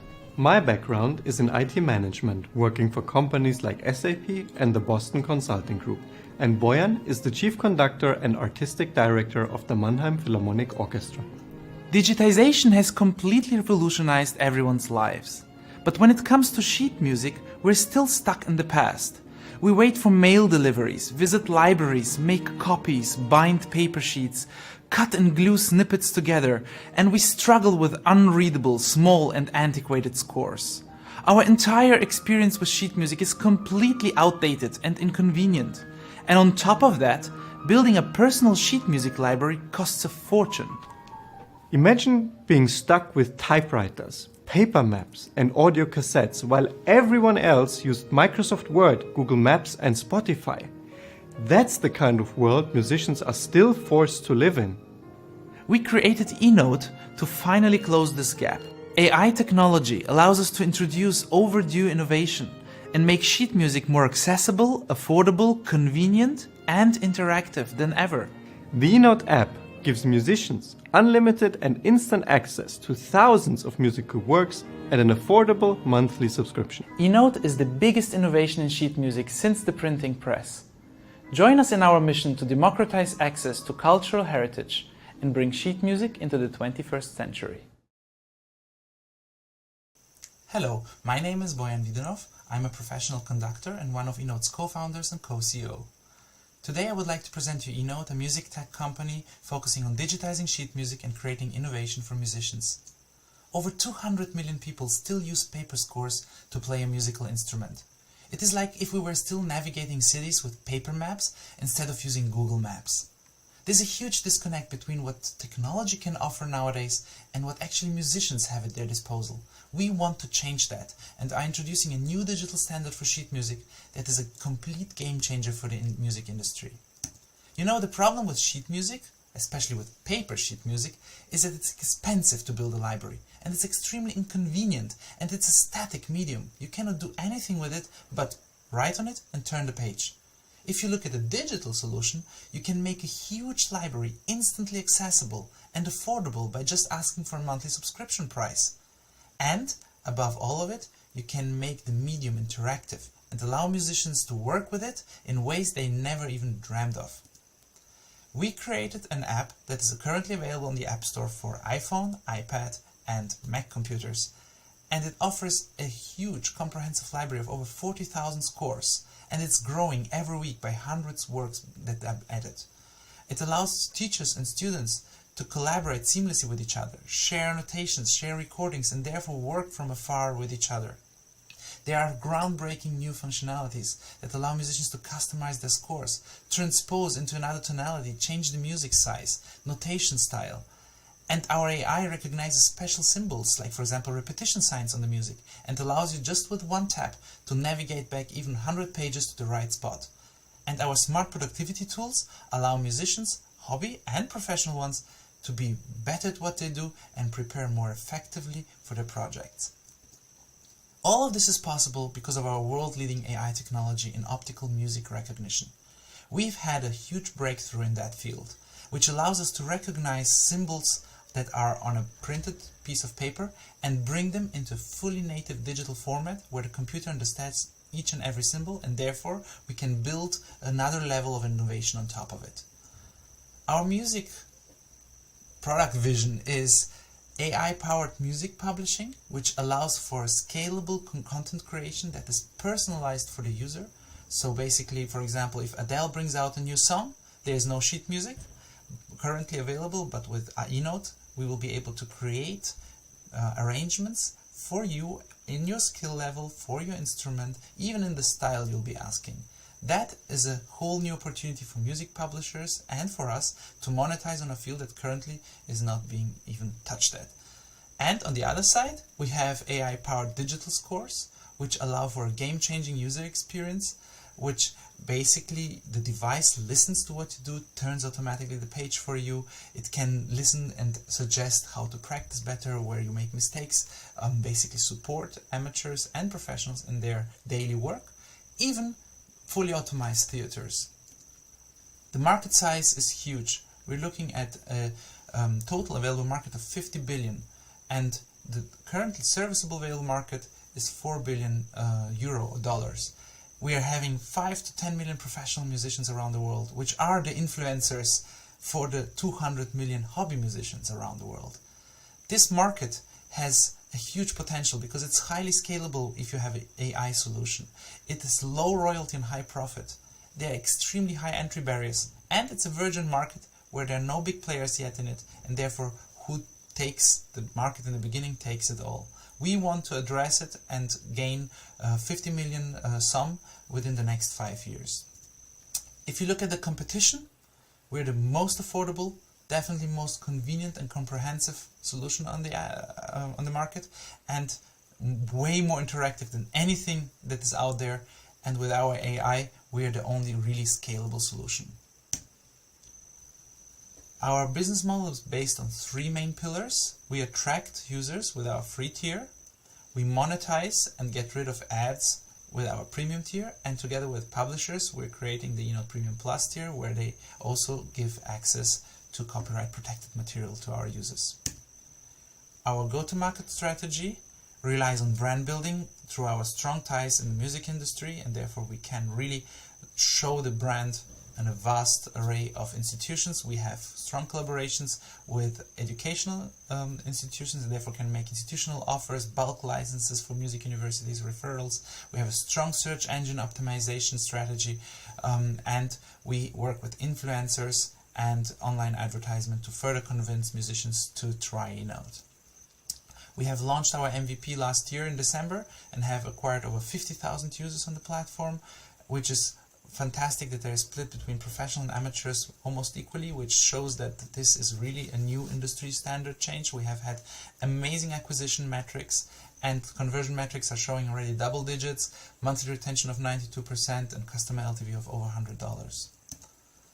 Our financial projections lead us to becoming profitable in 2025, and from there growing naturally into a very profitable business that can achieve a revenue of 48 million euro and an EBITDA of 12 million euro by year 2027. The team consists of high experts, myself being a professional musician leading the product vision and business development part, my co-founders Joseph Tufan, who comes from IT management, having had experience with SAP and Boston Consulting, and our CTO coming from a Valley company and expert in big data and artificial intelligence. We have received funding of 8 million euro in seed, a 2 million grant from the European Union, and our advisory board consists of the former CEO of Microsoft EMEA, Thierry Froms, and our current seed investor, a German entrepreneur, Manfred Fuchs. We have very strong relationships in the music industry, and we have award-winning AI developers and leading researchers in OMR. The company has been founded in 2018 and is working in Berlin, and we would love to have you on board with us in the further journey of democratizing access to sheet music and making it more interactive and more amazing than it ever has been. Thank you.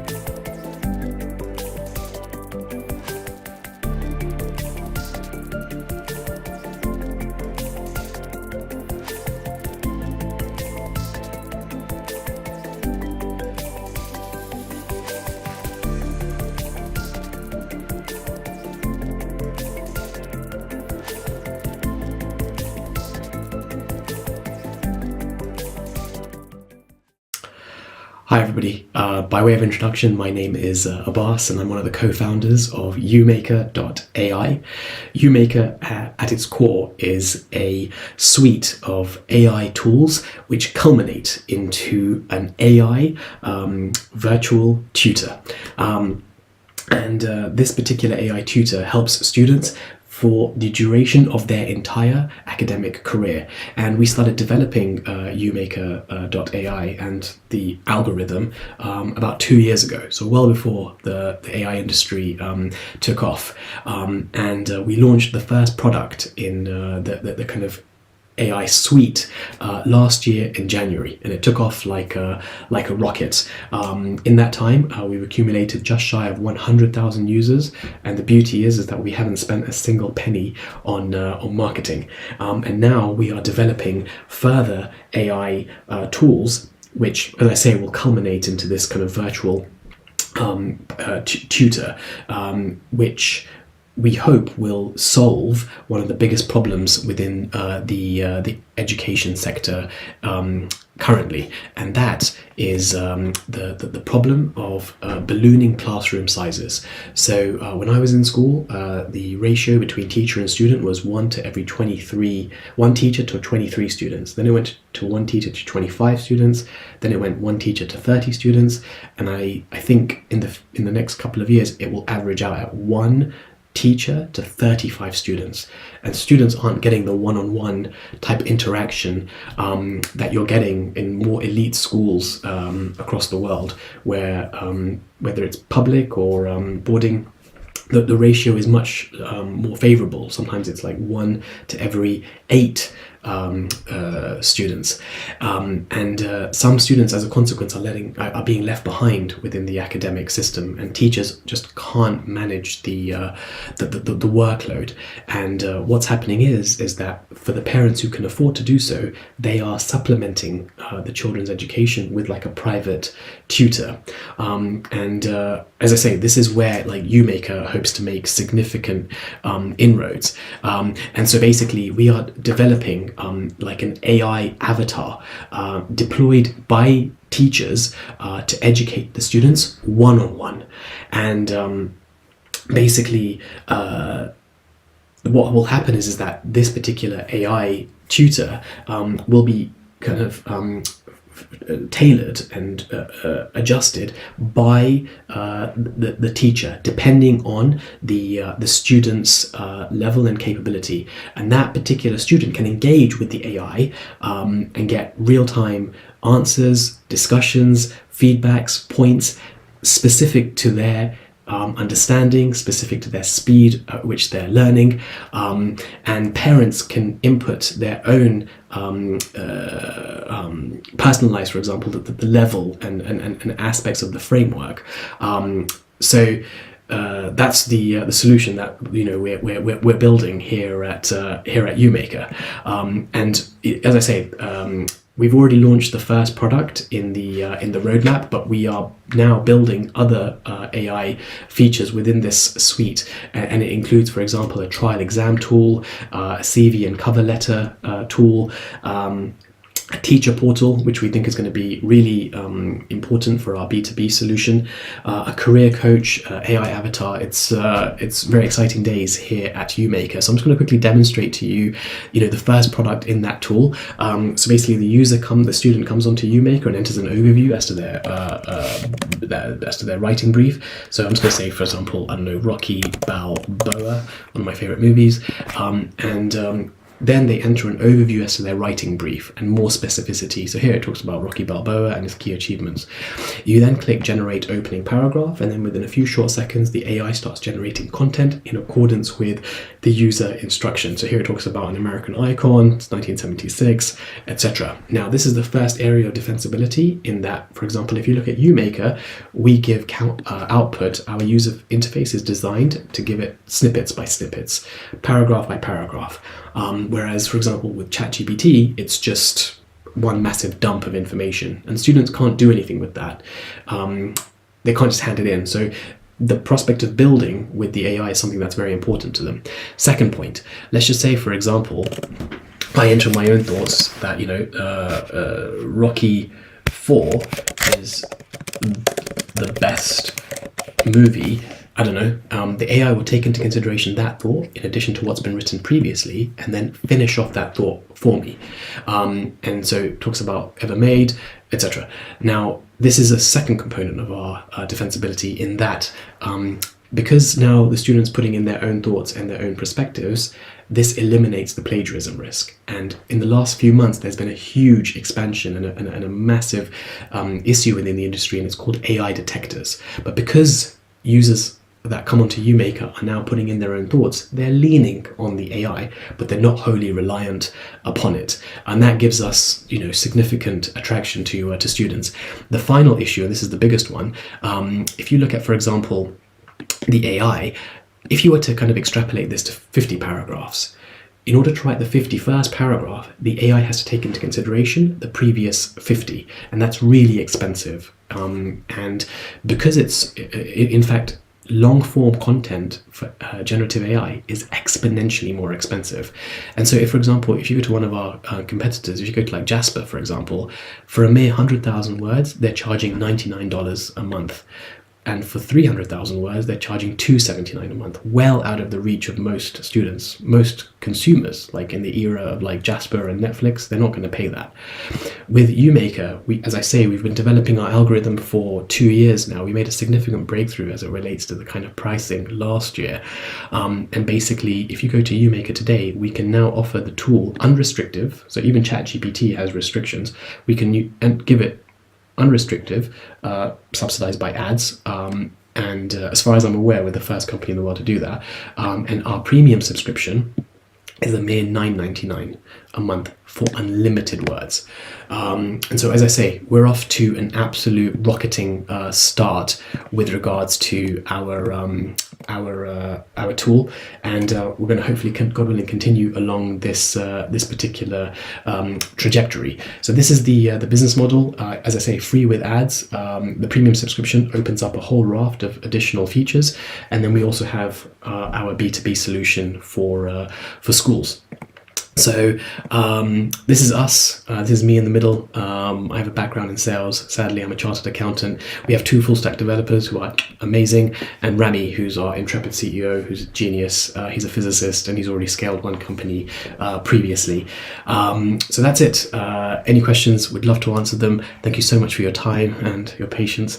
It's much appreciated. We'd love to hear from you. Thank you. Cheers. Hi, I'm Aaron Enton. I'm CEO and co-founder of Inside Optics, and I'm happy to be here today.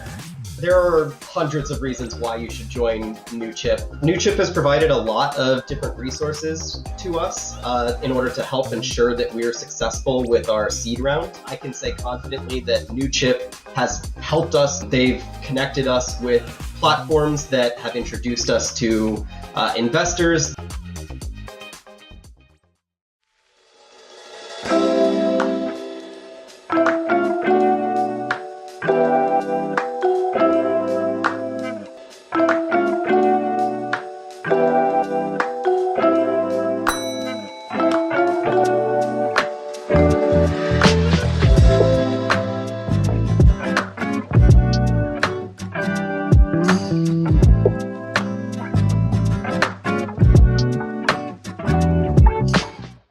Up next is our aerospace industry blog. Here at Newchip, we work with a variety of startup companies who are working to revolutionize the way we develop and navigate through space technologies, as well as engineering. They're quite literally out of this world, and we hope you think so too. Enjoy.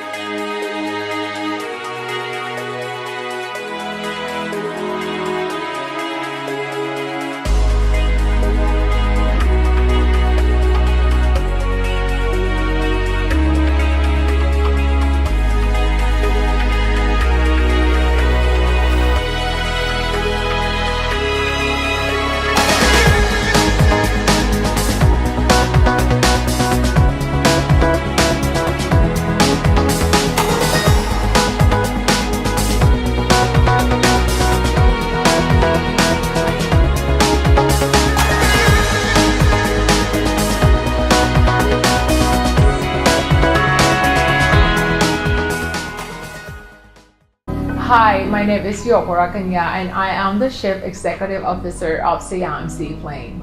The world has been changed. We have moved from product to services and services to experiences.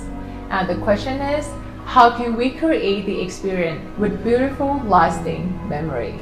We do not create transportation, but we create experiences and lifestyle.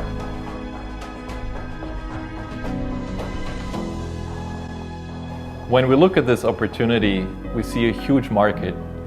There are two segments we primarily target: the premium mass market and luxury VIP clientele. But beyond tourism, there are numerous opportunities. Our seaplane service is premium, a true once-in-a-lifetime experience. Yet, it's accessible with reasonable pricing, and so something that can be repeated. For this, we use the best aircraft available in this operation, Cessna Grand Caravan and Phoebe. Not only we can land and take off on both land and water, but the aircraft type ensure a high degree of versatility, cost effectiveness, and operational efficiency.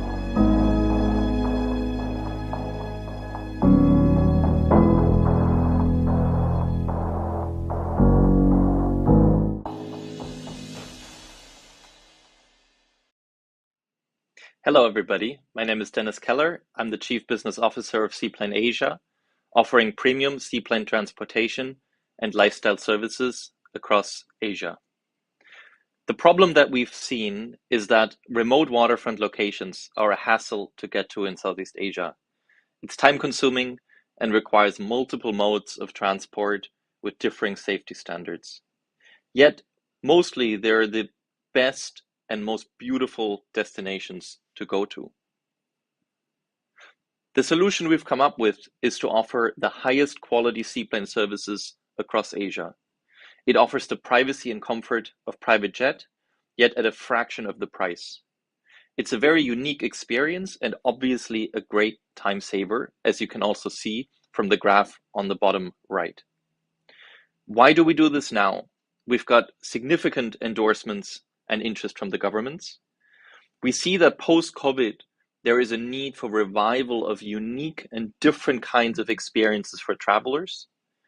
And we see that seaplane services are very much overdue in the region. There's a lack of professionalized and standardized business models for this kind of service. We also see a clear interest based on our surveys, based on our market research, and based on our pre-registrations.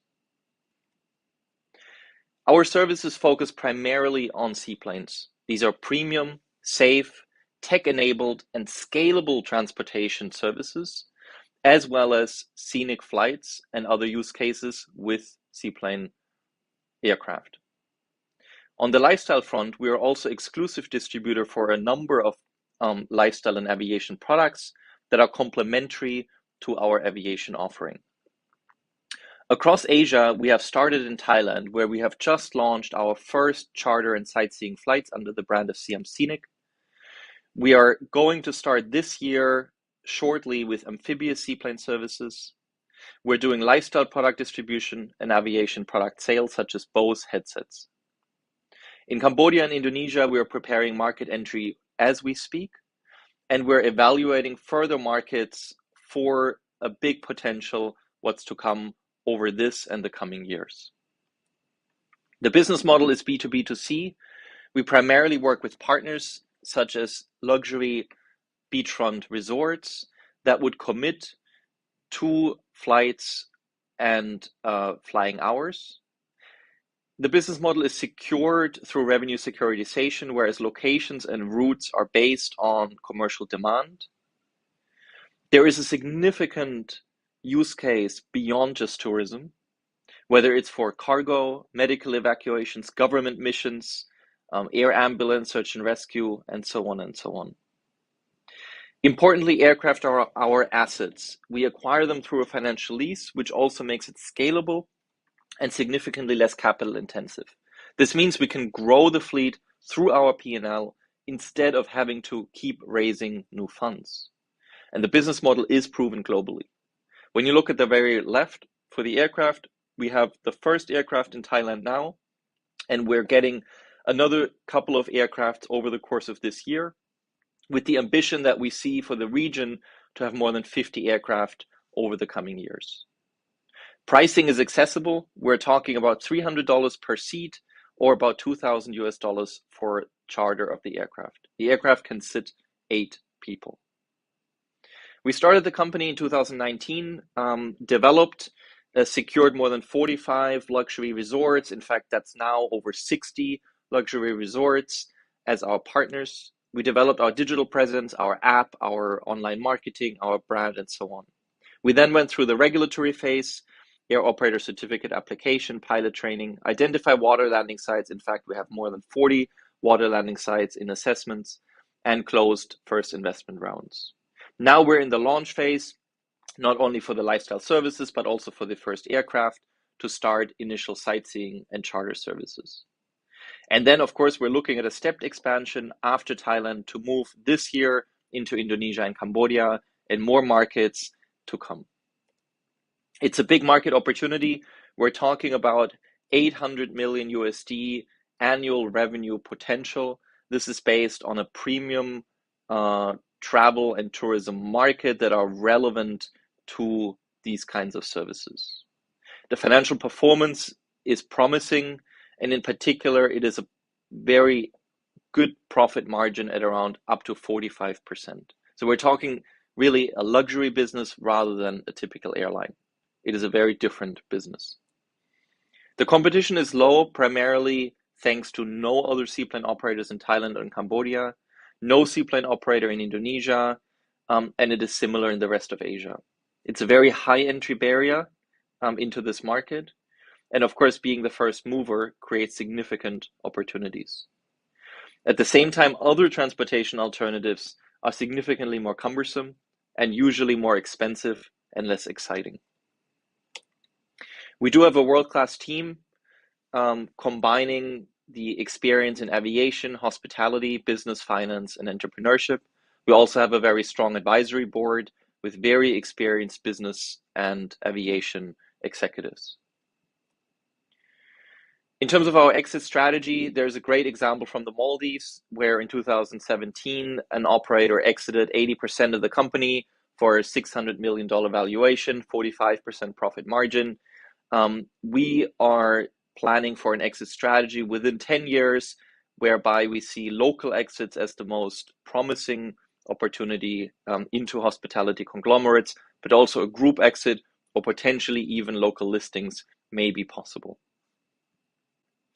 With this, I thank you very much, and I would be very happy to answer any of your questions and explore what opportunities we may find together.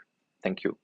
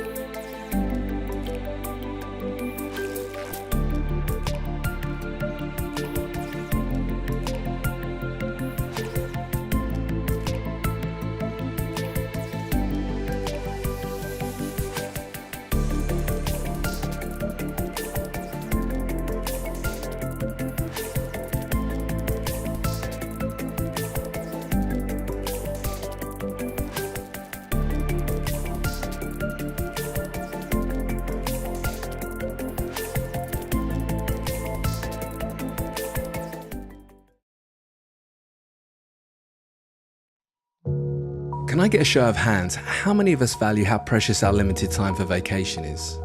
No doubt a unanimous yes. That what little time is available in our hectic lives for travel and exploring should be less spent planning and researching after arrival, but better spent on fully being present, taking in your destination. Can I get a second show of hands? How many of us love saving money? Redeeming a coupon or a discount code just before buying something online at the checkout. It makes us feel good, right? The price versus value in that exact opportunity. At Cabana, we have developed a captive in-flight m-commerce system to help regional airlines, tourism, and product marketers generate extra revenue and converted sales for their advertising spend. We do that by providing our airline customers with a tech-like display platform that fully immerses each individual passenger to promote a commerce experience that continues with them while they explore their destination. It's projected 1.2 billion people will travel leisure regional flights this year. Yet what is really known about this key demographic in terms of their behaviour and spend after purchasing flights and accommodations? Moreover, $34 billion is spent globally on outside advertising, cities, airports, transport, with just a fraction of that spent in flight. And with the advent of the efforts of Starlink and other players for low Earth orbital internet, it is forecasted that in-flight digital advertising will grow from 266 million today to over 3.6 billion by 2030. Our North Star has always been to reimagine in-flight commerce on short leisure flights, from those antiquated static magazines to an experience more aligned to present-day user experience habits and beyond, leveraging technologies like augmented reality and blockchain to unlock new levels of retail product engagement and payment systems, with our pricing allowing this captive space to become more accessible. Our USP is that we can also display destination-specific offers on every flight. For our airline partners, we charge monthly subscriptions for this device-as-a-service package that includes the lease of this hardware. In return, they benefit from boosting their ancillary revenues through our in-flight commerce system. Hi, my name's Anthony. I'm co-founder and CEO of Cabana, and we're a digital and interactive in-flight commerce ecosystem.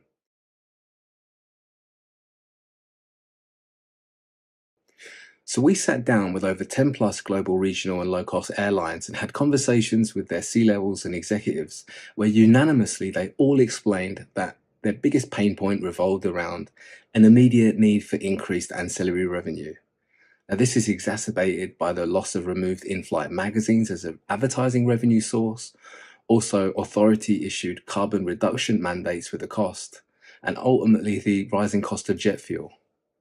So what we've done at Cabana is we've developed a device-as-a-service platform specifically for this type of low-cost and regional airline, where we promote m-commerce with tourism and product marketers, ultimately to capitalize on the advent of the low Earth orbital satellite infrastructure being built around us today. With our solution, we're able to offer scalable commerce content that's personalized to every incoming destination, marketing destination editorials with strategic product placement, and for passengers to discover relevant content, all served with a dynamic QR code for a call to action that passengers interact with their mobile device. Now you may ask, well, why do this now? The biggest change we're going to see in our industry is the lower cost of in-flight data, from an astonishing $9 per 20 megabytes to almost unlimited broadband speeds by 2026. This, coupled with that 70% of all buying by 2024 will be done via m-commerce, means that in-flight digital ad spend is going to grow from an infant 266 million today to over 3.6 billion by 2030. So roughly how big is this market? As of today, there's 125 low-cost carrier airlines, of which 40 match our target criteria for our Cabana system, and of which we're currently speaking to 12 airlines in our pipeline. In terms of our ad spend, we're part of a $34 billion global outdoor ad spend from airports, cities, and transport. Taking into account some regional pricing and performance uptake scenarios, we believe it's possible to generate over 100 million by 2026. So taking into account our 12 airline pipeline and the average number of passengers they ferry a year, we believe we can grow our community to over 9.6 million by 2026. In terms of our pricing, we're up to 60 to 70% less than the cost of advertising in an in-flight magazine, where our lowest price offering at 5,000 would be the equivalent as a static banner to a quarter-page ad spend, which could generate anything between 10 and 14,000 per month in a magazine. In terms of our traction and go-to-market, we currently have one signed contract with a launch airline and are currently speaking to another 4 airlines about project timeline discussions. We have over 800,000 generated in advertising letters of intent, and our vision is shared with aircraft lessors, over 10 plus global regional and low-cost airlines, airports, and ad agencies and brands. So let's have a closer look at how this makes money. So if you take a typical airline in our pipeline, and in this business case, an airline that has 3 aircraft flying to 5 destinations, working alongside the aircraft lessor, we're able to charge the airline $2,500 per month per aircraft as a device as a service charge, which is ultimately the lease of the hardware during the lifetime value of the contract, which is anywhere from 4 to 5 years. Then for each of the destinations, we show just 10 ads per inbound destination of a few things to see, a few places to eat and drink, and a couple things to buy, which at our lowest price point of $5,000 per advert, we'd be able to net $250,000 per airline per month as a recurring revenue, and of which we would then revenue share 20% of that to the airline, ultimately immediately increasing their ancillary revenue. Our core USPs at Cabana are that we're commerce core focused. We also work alongside the airline to ensure that we remove as much pain points as possible for them by including a full turnkey seat solution, providing the certification and installation, and ensuring that our system is installed on a quick turnaround on multiple overnights. Ultimately, we're about generating revenue for the airline, rather than expecting the airline to pay for content as our competitors do. In terms of our tech and IP traction, we operate in a heavily regulated area. However, from September this year, we're pleased to say that we have finished all our aerospace grade testing, our seat and screen serial production is finished, and we also achieved a UK patent this year. My co-founder Aladi and I, we have over 30 years combined experience in certifying and commercializing VIP products, commercial products, all the way through to in-flight entertainment product development. We have an amazing team of aviation professionals covering engineering, supply chain, sales, marketing, content, data management, and finance. We also have an advisory board covering aviation and marketing, luxury brands, tourism boards, and aircraft leasing. The competitive landscape is split. Low-cost carrier airlines represent 35% of global aviation, yet in terms of product offerings, only Wi-Fi device streaming has tried to penetrate this market in the last years with a limited uptake of around 30%. As low-cost airlines were typically dominated by in-flight magazines, and now with the advent of low Earth orbital satellites and connectivity, we see this as a segue for digital now to come into the cabin. For any questions about this exciting opportunity, please contact us on the email below. Come be a part of this journey, and let's tell it better together.